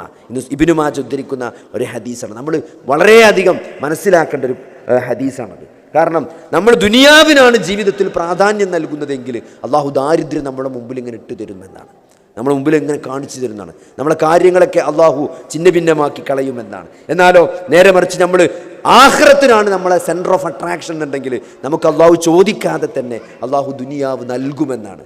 ദുനിയാവ് കാര്യങ്ങളൊക്കെ അള്ളാഹു എളുപ്പമാക്കും, മനസ്സിന് അള്ളാഹു ധന്യത നൽകും, മനസ്സിന് അള്ളാഹു ധന്യത നൽകും. ആ ഹിനൻ നഫ്സ് ശരിക്കും ഒരാളെ സംബന്ധിച്ചിടത്തോളം ഏറ്റവും ഈ ഇന്നത്തെ കാലത്ത് നിലനിന്ന് പോകാൻ, ഏത് പ്രയാസങ്ങളിലും നിലനിന്ന് പോകാൻ ആവശ്യമായത് ആ ഹിനൻ നഫ്സാണ്, അല്ലേ, മനസ്സിൻ്റെ ധന്യത എന്നതാണ്. അത് കിട്ടണമെങ്കിൽ എന്താണ്? അത് അള്ളാഹുവിൻ്റെ വലിയൊരു തൗഫീഖാണ്. അത് ആർക്കാണ് കിട്ടുക? ഈ കൃത്യമായിട്ട് ഈ ആശയം, ഈ വഹി കൃത്യമായിട്ട് മനസ്സിലാക്കുകയും അതിനെ അങ്ങനെ സമീപിക്കുകയും ചെയ്യുന്ന ആളുകൾക്കാണ് സത്യത്തിൽ അള്ളാഹു അതിനുള്ള തൗഫീഖ് കൊടുക്കുക. അപ്പോൾ അതുകൊണ്ട് എന്താണ്, നമ്മൾ കൃത്യമായിട്ട് ദീൻ പഠിക്കാനും ഈ ലാ ഇലാഹ ഇല്ലല്ലാഹ് എന്ന മഹിതമായ ആദർശം, തൗഹീദ്, അല്ലേ, തൗഹീദ് അള്ളാഹു മാത്രമാണ് ആരാധനക്കർഹൻ എന്ന തൗഹീദ്. ഇപ്പോൾ അള്ളാഹുവെ കൂടാതെ ആരാധനക്കർഹനായ മറ്റൊരു ശക്തിയുമില്ല, ജീവിച്ചിരിക്കുന്നവരോ മരിച്ചവരോ ആയ യാതൊരു ശക്തിയും ആരാധനക്കർഹനല്ല എന്ന ഇസ്ലാമിൻ്റെ അടിസ്ഥാനപരമായ ആ തൗഹീദ് ഇല്ലെങ്കിൽ സഹോദരങ്ങളെ നമ്മൾ ദീന് മനസ്സിലാക്കുന്നിടത്ത് നമ്മൾ മിസ്റ്റേക്ക് സംഭവിച്ചാൽ വലിയ നഷ്ടമായിരിക്കും. കാരണം ഇപ്പോൾ ചില ആളുകൾ പറയണത് ചില നന്മ ചെയ്താൽ സ്വർഗത്ത് പോകുന്നു, നന്മ ചെയ്താൽ സ്വർഗത്ത് പോകും. അതെങ്ങനെ സഹോദരങ്ങളെ? നന്മ ചെയ്തു എന്നതുകൊണ്ട് മാത്രം ഒരാൾ സ്വർഗത്തിൽ പോകില്ല. സ്വർഗം എന്നുള്ളത് അള്ളാഹു അത് കൃത്യമായിട്ട് തൗഹീദുൽ ഉലൂഹിയത്ത്, തൗഹീദു അസ്മാഉ സിഫത്തും കൃത്യമായി വിശ്വസിച്ച ആളുകൾക്ക് മാത്രമേ അങ്ങനെ ലാ ഇലാഹ ഇല്ലല്ലാഹ് എന്ന ഈ തൗഹീദിലും റിസാലത്തിലും ആഖിറത്തിലും വിശ്വസിച്ച ആളുകൾക്ക് മാത്രമേ സ്വർഗത്തിൽ പോകാൻ സാധിക്കുള്ളൂ. മുഹമ്മദ് നബി സല്ലല്ലാഹു അലൈഹി വസല്ലമയെ റസൂലായിട്ട് അനുധാവനം ചെയ്ത് അന്ത്യപ്രവാചകനായി അംഗീകരിച്ച ആളുകൾക്ക് മാത്രമേ സ്വർഗത്തിൽ പോകാൻ സാധിക്കുള്ളൂ. അതാരെന്തൊക്കെ പറഞ്ഞാലും അത്തരത്തിലുള്ള കാര്യങ്ങൾ നമുക്ക് നമ്മളെ മനസ്സിന് സംശയം ഉണ്ടാക്കാൻ പറ്റില്ല. അതൊക്കെ നമ്മൾ യക്കീനായിട്ട് നമുക്ക് ബോധ്യപ്പെടേണ്ട കാര്യങ്ങളാണ്. അപ്പോൾ അതുകൊണ്ട് ഇത്തരത്തിലുള്ള കാര്യങ്ങൾ, ദീനിയായ കാര്യങ്ങൾ നമ്മൾ കൃത്യമായിട്ട് പഠിക്കാനും മനസ്സിലാക്കാനും ശ്രമിക്കണം. പിന്നെ അതേപോലെ തന്നെ നമ്മളെ മനസ്സിന് സന്തോഷം കിട്ടുക, നല്ലൊരു ജീവിതം ഈ ദുനിയാവിൽ കിട്ടുക എന്നുള്ളത് അത് ഏറ്റവും പ്രധാനപ്പെട്ട ഒന്ന് വിശുദ്ധ ഖുർആൻ, ഈ വഹിയാകുന്ന ഖുർആൻ പഠിക്കലും അത് തദബ്ബുർ ചെയ്യലുമാണ്. തദബ്ബുറുൽ ഖുർആൻ അത് വളരെ പ്രധാനപ്പെട്ടതാണ്. ഈ അള്ളാഹുവിൻ്റെ ഈ വഹി പഠിക്കാനും മനസ്സിലാക്കാനും ഖുർആനോട് അങ്ങനത്തെ ഒരു സമീപനം നമുക്കുണ്ടാകണം, അല്ലേ? ഖുർആൻ പഠിക്കുക, അത് മനസ്സിലാക്കുക, അത് ജീവിതത്തിൽ പ്രയോഗവൽക്കരിക്കുക എന്നതിന് നമ്മൾ വളരെയധികം സമയവും എഫർട്ടും അതിന് കൊടുക്കണം. ഓരോ സഹാബത്തും, ഇവൻ നബി സല്ലല്ലാഹു അലൈഹി വസല്ലമ പോലും ഖുർആൻ പഠിക്കാൻ, അല്ല വഹി വന്നു പോകുമ്പോൾ അത് ഹൃദിസ്ഥമാക്കാൻ നബി സല്ലല്ലാഹു അലൈഹി വസല്ലം അത് വീണ്ടും അതിങ്ങനെ പാരായണം ചെയ്തു നമുക്ക് ഖുർആനിൽ കാണാം. ലാ തുഹർരിക് ബിഹി ലിസാനക്, അല്ലേ? ആയത്താണ്. നബിയെ താങ്കൾ ഇങ്ങനെ നാവിട്ടടിക്കണ്ട, ഞാൻ നിങ്ങൾക്ക് ഖുർആൻ പഠിപ്പിച്ച് തരാം എന്ന് അള്ളാഹു പറഞ്ഞത് എന്തുകൊണ്ടാണ്? ഒരു വഹി വന്നു പോകുമ്പോൾ നബി സല്ലല്ലാഹു അലൈഹി വസല്ലമക്ക് വലിയ ടെൻഷനാണ്. കാരണം ജിബ്രീൽ പോകുമ്പോഴത്തിന് ഞാനിന്ന് മറന്നു പോകുമോ, സഹാബത്തിന് ഇത് ഓതിക്കൊടുക്കാൻ കിട്ടൂലേ എന്ന് പേടിച്ചിട്ട് ആ ജിബ്രീൽ പഠിപ്പിച്ചെടുത്ത ഓതിക്കൊടുത്ത ഖുർആൻ നബി സല്ലല്ലാഹു അലൈഹി വസല്ലം അങ്ങനെ റിപ്പീറ്റഡ് ആയിട്ട് വളരെ പ്രയാസപ്പെട്ട് പാരായണം ചെയ്യും. അത് കണ്ടിട്ടാണ് ആയത്തിറങ്ങിയത്. അപ്പോൾ നബി സല്ലല്ലാഹു അലൈഹി വസല്ലമ പോലും ഖുർആൻ പഠിക്കാൻ അത്രയും എഫർട്ട് എടുത്തിരുന്നതാണ്. ഖുർആന്റെ വിഷയത്തിൽ നബി അത്രയും ടെൻഷൻ അടിച്ചിരുന്നു എന്നാണ്. അപ്പോൾ അതുകൊണ്ട് അബ്ദുല്ലാഹി ഇബ്നു മസ്ഊദ് റളിയല്ലാഹു അൻഹു പറഞ്ഞ എന്താണ്? ഓരോ ആയത്തും എപ്പോൾ, എവിടെ, എങ്ങനെ, ആർക്ക്, ഏത് സാഹചര്യത്തിൽ ഇറങ്ങി എന്ന് അള്ളാഹുവിൻ്റെ റസൂലിൻ്റെ നാവിൽ നിന്ന് ഞാൻ കേട്ടിട്ടുണ്ട്, റസൂലിൽ നിന്ന് ഞാൻ പഠിച്ചിട്ടുണ്ട് എന്ന് ഇബ്നു മസ്ഊദ് പറയാണ്. എന്തിനെ പറ്റി? ഖുർആനെ പറ്റി. അലിഫ് ലാം മീം എന്ന് തുടങ്ങിയിട്ട് മിനൽ ജിന്നത്തി വന്നാസ് എന്ന് അവസാനിക്കുന്ന ആ വിശുദ്ധ ഖുർആനിൻ്റെ ഓരോ ആയത്തിനെ പറ്റിയാണ് ഇബ്നു മസ്ഊദ് പറയുന്നത്. എന്ത്? ഓരോ ആയത്തും എപ്പോൾ, എവിടെ, ആർക്ക്, ഏത് വിഷയത്തിൽ, ഏത് സന്ദർഭത്തിൽ ഇറങ്ങി എന്ന് നബിയിൽ നിന്ന് ഞാൻ പഠിച്ചിട്ടുണ്ട് എന്ന് ഇബ്നു മസ്ഊദ് പറയുമ്പോൾ, ഏതെങ്കിലും ഒരു ചെറിയ സൂറത്തെടുത്തിട്ട് ആ സൂറത്തിൽ 5 ആയത്തിൻ്റെ കാര്യത്തിൽ അതെപ്പോ, ആർക്ക്, എങ്ങനെ, എവിടെ, ഏത് സാഹചര്യത്തിൽ ഇറങ്ങി എന്ന് എനിക്കറിയാമെന്ന് നമുക്ക് ആർക്കെങ്കിലും പറയാൻ പറ്റുന്നുണ്ടോ? ഒരു ചെറിയ സൂറത്തിൻ്റെ വിഷയത്തിൽ ഖുർആൻ മുഴുവൻ വേണ്ട. അപ്പോൾ നമ്മൾ ഖുർആനോടുള്ള നമ്മുടെ സമീപനം മാറണം. ഖുർആൻ നമ്മുടെ ഷെയ്ഖുൽ ഇസ്ലാം ഇബ്നു തൈമിയ മരിക്കുന്ന സന്ദർഭത്തിൽ പോലും അദ്ദേഹത്തിൻ്റെ വിഷമമായിട്ട്, അദ്ദേഹത്തിൻ്റെ ഒരു ദുഃഖമായിട്ട് അദ്ദേഹം ബാക്കി വെച്ചത്, ഞാൻ കുറേ ഗ്രന്ഥങ്ങൾ എഴുതിയിട്ടുണ്ട്, പക്ഷേ ഖുർആന് വേണ്ട പോലെ സമയം കൊടുത്തിട്ടില്ല എന്നതാണ് മൂപ്പർ അനുഭവിക്കുന്ന ഏറ്റവും വലിയ, മരിക്കുന്ന സമയത്ത് പോലും മൂപ്പർക്കുണ്ടായിരുന്നൊരു വിഷമം. അങ്ങനെ ആലോചിച്ച് നോക്കി, എത്രത്തോളം ഗ്രന്ഥങ്ങൾ എഴുതി, ഖുർആൻ്റെ തഫ്സീർ എഴുതി, ഖുർആൻ്റെ ആയത്തുകൾക്ക് വ്യാഖ്യാനം എഴുതിയ ആ മഹാപണ്ഡിതന് പോലും അവസാന കാലഘട്ടത്തിലുണ്ടായ സങ്കടം ഖുർആൻ വേണ്ടത്ര സമയം കൊടുത്തില്ല എന്നുള്ളതാണ്. നമ്മൾ ആലോചിക്കുക, നമ്മൾ ഒരായത്തെങ്കിലും ഒരു ദിവസം പഠിക്കാൻ, അതിൻ്റെ അർത്ഥം മനസ്സിലാക്കാൻ, അതിൻ്റെ ആശയം മനസ്സിലാക്കാൻ, അല്ലേ? ഒരു ഹിഫ്ള്, കുറച്ച് ഈ കുല്ലല്ലാഹും ആ താഴത്തെ അമ്മജുസിൻ്റെ താഴത്തേക്കുള്ള ചെറിയ ചെറിയ സൂറത്തുകൾ അതുപോലും ആളുകൾ ഓതുന്നില്ല എന്നുള്ളതാണ് നിസ്കാരത്തിൽ. വേം നിസ്കരിച്ചിട്ട് കുല്ലല്ലാഹു ഓതി, എല്ലാം കുല്ലല്ലാഹു, അങ്ങനെ ഒരു 3-4 സൂറത്ത് മാത്രം റിപ്പീറ്റഡ് ആയിട്ടാണ് നമ്മൾ ഓതിക്കൊണ്ടിരിക്കുന്നത്. ഒരു കുറച്ച് ഒഴിവുള്ളൊരു ദിവസമൊക്കെ, ഒരു ഞായറാഴ്ച അല്ലെങ്കിൽ ഒരു വെക്കേഷൻ, ഒരു ഹോളിഡേ മൂഡിലാണെങ്കിൽ കുറച്ചൊരു സുന്നത്ത് ദീർഘമായി നിസ്കരിച്ചാൽ ഇന്ന് കുറച്ച് ഒരു ആയത്ത് പഠിക്കണം, ഇന്ന് ഏതെങ്കിലും ഒരു സൂറത്ത് എടുത്തിട്ട്, ഇപ്പോൾ സൂറത്തുൽ അഹ്സാബ് അതൊന്നൊന്ന് പഠിക്കണം, അത് മനസ്സിലാക്കണം. നബി സല്ലല്ലാഹു അലൈഹി വസല്ലമയുടെ ചരിത്രം, നബി സല്ലല്ലാഹു അലൈഹി വസല്ലമ അറിയാന്ന് പറഞ്ഞാൽ അത് വളരെ പ്രധാനപ്പെട്ട ഒരു സംഭവമാണ്. കാരണം ലാ ഇലാഹ ഇല്ലല്ലാഹ് മുഹമ്മദുർ റസൂലുള്ളാഹ് എന്നതാണ് ഇതിൻ്റെ അടിസ്ഥാന തത്വം. അപ്പോൾ മുഹമ്മദ് നബിയുടെ ജീവിതം മനസ്സിലാക്കാതെ സല്ലല്ലാഹു അലൈഹി വസല്ലം എങ്ങനെയാണ് നമുക്ക് ഖുർആൻ മനസ്സിലാക്കുക? അല്ലെ, ഖുർആനിൻ്റെ ഓരോ സൂറത്തും നമ്മൾ പഠിക്കുമ്പോൾ, ഇപ്പോൾ സൂറത്തുൽ അംഫാൽ ബദർ യുദ്ധവുമായി ബന്ധപ്പെട്ട ആയത്തുകളാണ് സൂറത്തു അംഫാലിലുള്ളത്. അപ്പോൾ ബദർ യുദ്ധത്തിൻ്റെ പശ്ചാത്തലവും ബദർ യുദ്ധത്തിൻ്റെ സാഹചര്യവും ബദർ യുദ്ധവും മനസ്സിലാക്കാത്ത ഒരാൾ എങ്ങനെയാണ് സൂറത്തുൽ അംഫാൽ കോംപ്രിഹെൻഡ് ചെയ്യുക? സൂറത്ത് അംഫാലിലെ ആയത്തുകൾ അത് നൽകുന്ന ഒരു മെസ്സേജ് നമുക്ക് മനസ്സിലാണെങ്കിൽ ബദർ എങ്ങനെ ഉണ്ടായി എന്ന് മനസ്സിലാക്കണം, ബദറിൽ എന്താണ് നടന്നത് മനസ്സിലാക്കണം. അതറിയാത്തൊരാൾക്ക് അംഫാലിലെ പല ആയത്തുകളും വഴങ്ങൂല. സൂറത്തു ആൽ ഇംറാൻ അത് ഉഹുദ് യുദ്ധവുമായി ബന്ധപ്പെട്ട ആയത്താണ്, അല്ലെ? കുറേ ആയത്തുകൾ ഉഹുദ് യുദ്ധവുമായി ബന്ധപ്പെട്ടതിലുണ്ട്. ഉഹുദ് യുദ്ധത്തിൻ്റെ പശ്ചാത്തലവും അവിടെ നടന്ന കാര്യവും മനസ്സിലാക്കാത്ത ഒരാൾക്ക് ആ ആയത്തുകൾ കോംപ്രിഹെൻഡ് ചെയ്യാൻ പറ്റൂല. സൂറത്തുൽ അഹ്സാബ് ഖന്തക് യുദ്ധവുമായി ബന്ധപ്പെട്ടതാണ്, അല്ലേ? സൂറത്തു തൗബ ബിസ്മില്ലാത്ത സൂറത്താണ്, അല്ലേ? തബൂക്ക് യുദ്ധവുമായി, ഒരു നടക്കാത്ത യുദ്ധമാണ് തബൂക്ക് യുദ്ധം എന്ന് പറഞ്ഞാൽ, അല്ലെ? ഒരു മാസക്കാലത്തെ വഴി ദൂരം യാത്ര ചെയ്തുകൊണ്ട് ആ തബൂക്കിലേക്ക് പോകുക എന്നുള്ളതായിരുന്നു ഏറ്റവും വലിയ പരീക്ഷണം. ഇത് ആ മദീന ഇങ്ങനെ ഈത്തപ്പന വിളഞ്ഞു നിൽക്കുന്ന പാകമായി ഈത്തപ്പഴങ്ങൾ നിൽക്കുന്ന ആ സന്ദർഭത്തിൽ ഒരു മദീനയിൽ നിന്ന് മാറി നിൽക്കണമെന്ന് ആ കർഷകരായ സഹാബിമാരോട് പറയുമ്പം ആ ഒരു കർഷകനെ സംബന്ധിച്ചിടത്തോളം അവൻ്റെ ഒരു വർഷത്തെ അധ്വാനമാണ് ആ വിളവുമ്പോൾ നിൽക്കുന്നത്. ആ സമയത്ത് മദീനയിൽ നിന്ന് മാറണം എന്ന് പറയുമ്പം അത് അള്ളാഹുവിൻ്റെ ദീനിന് വേണ്ടി അവരത് ചെയ്തു എന്നുള്ളതാണ്. ആ ഒരു മാസത്തെ വഴിദൂരത്തിൽ പോയി സഹോദരങ്ങൾ ടൂർ പോകല്ല, ഒരു മാസം പോയിട്ട് അവിടെ അടിച്ച് കല്യാണത്തിനല്ല പോണത്, നമ്മളങ്ങോട്ട് യുദ്ധത്തിനാണ് പോണത്.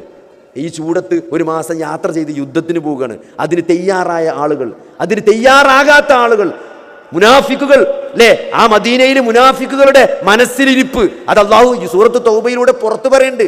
ആ യുദ്ധത്തിന് പോയ ആളുകളുണ്ട്, പോകാതെ മാറി നിന്ന ആളുകളുണ്ട്, പോകണമെന്ന് ആഗ്രഹം ഉണ്ടായിട്ട് പോകാൻ പറ്റാത്ത ആളുകളുണ്ട്, പോകാതിരിക്കാൻ നിഫാക്ക് കാണിച്ച് കളവ് പറഞ്ഞ് മാറി നിന്നവരുണ്ട്. ഇവരുടെയൊക്കെ മാനസികാവസ്ഥ അങ്ങനെ ചർച്ച ചെയ്യണ സൂറത്താണ് സൂറത്തു തൗബ. അപ്പോൾ ആ പശ്ചാത്തലം മനസ്സിലാക്കാത്ത ഒരാൾ സൂറത്തു തൗബ ഊതിയാൽ അത് മര്യാദയ്ക്ക് കോംപ്രിഹെൻഡ് ചെയ്യാൻ പറ്റൂല. അപ്പോൾ നബി സല്ലല്ലാഹു അലൈഹി വസല്ലമയുടെ ജീവിതം അല്ലേ, ഇന്നാ ഫതഹ്നാ ലക ഫതഹൻ മുബീന എന്ന ആയത്ത് ഏതാണ്? സൂറത്തുൽ ഫതഹ്.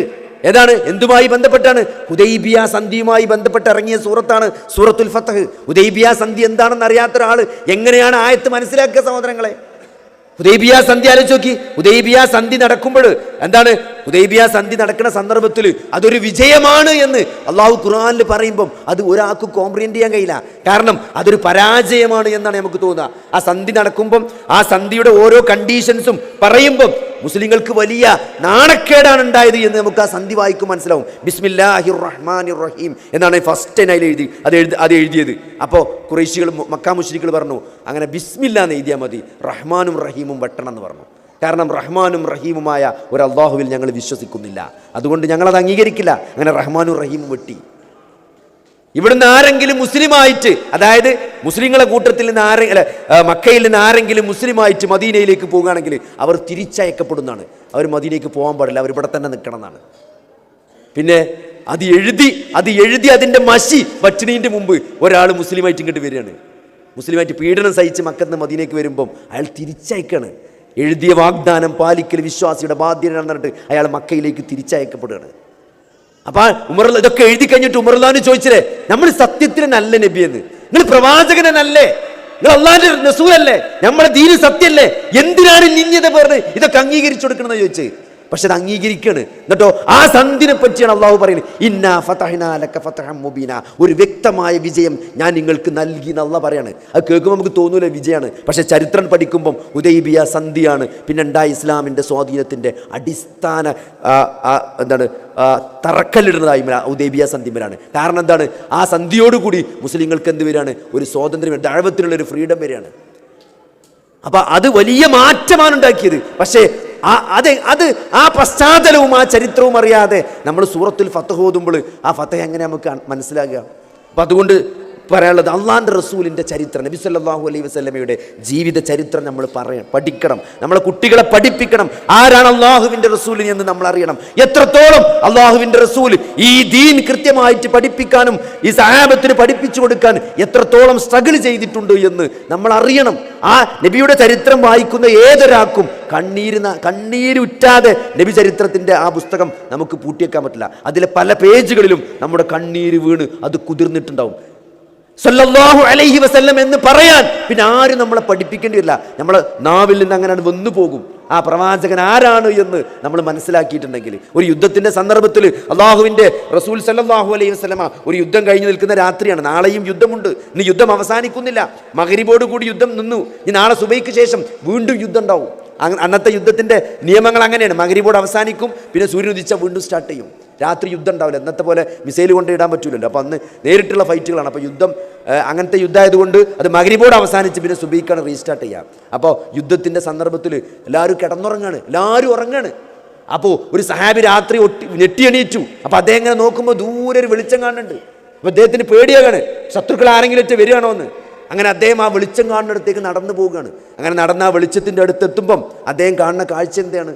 മൂന്നാളുകൾ അള്ളാഹുവിൻ്റെ റസൂൽ സല്ലല്ലാഹു അലൈഹി വസല്ലമയും അബൂബക്കർ സിദ്ദീഖ് റളിയല്ലാഹു അൻഹു ഉമർ ബിൻ ഖത്താബ് റളിയല്ലാഹു അൻഹു, ഈ മൂന്നാളുകൾ അന്നത്തെ യുദ്ധത്തിൽ ഗുരുതരമായി പരിക്കേറ്റ ഒരു സഹാബി രാത്രി മരണപ്പെട്ടിട്ടുണ്ട്.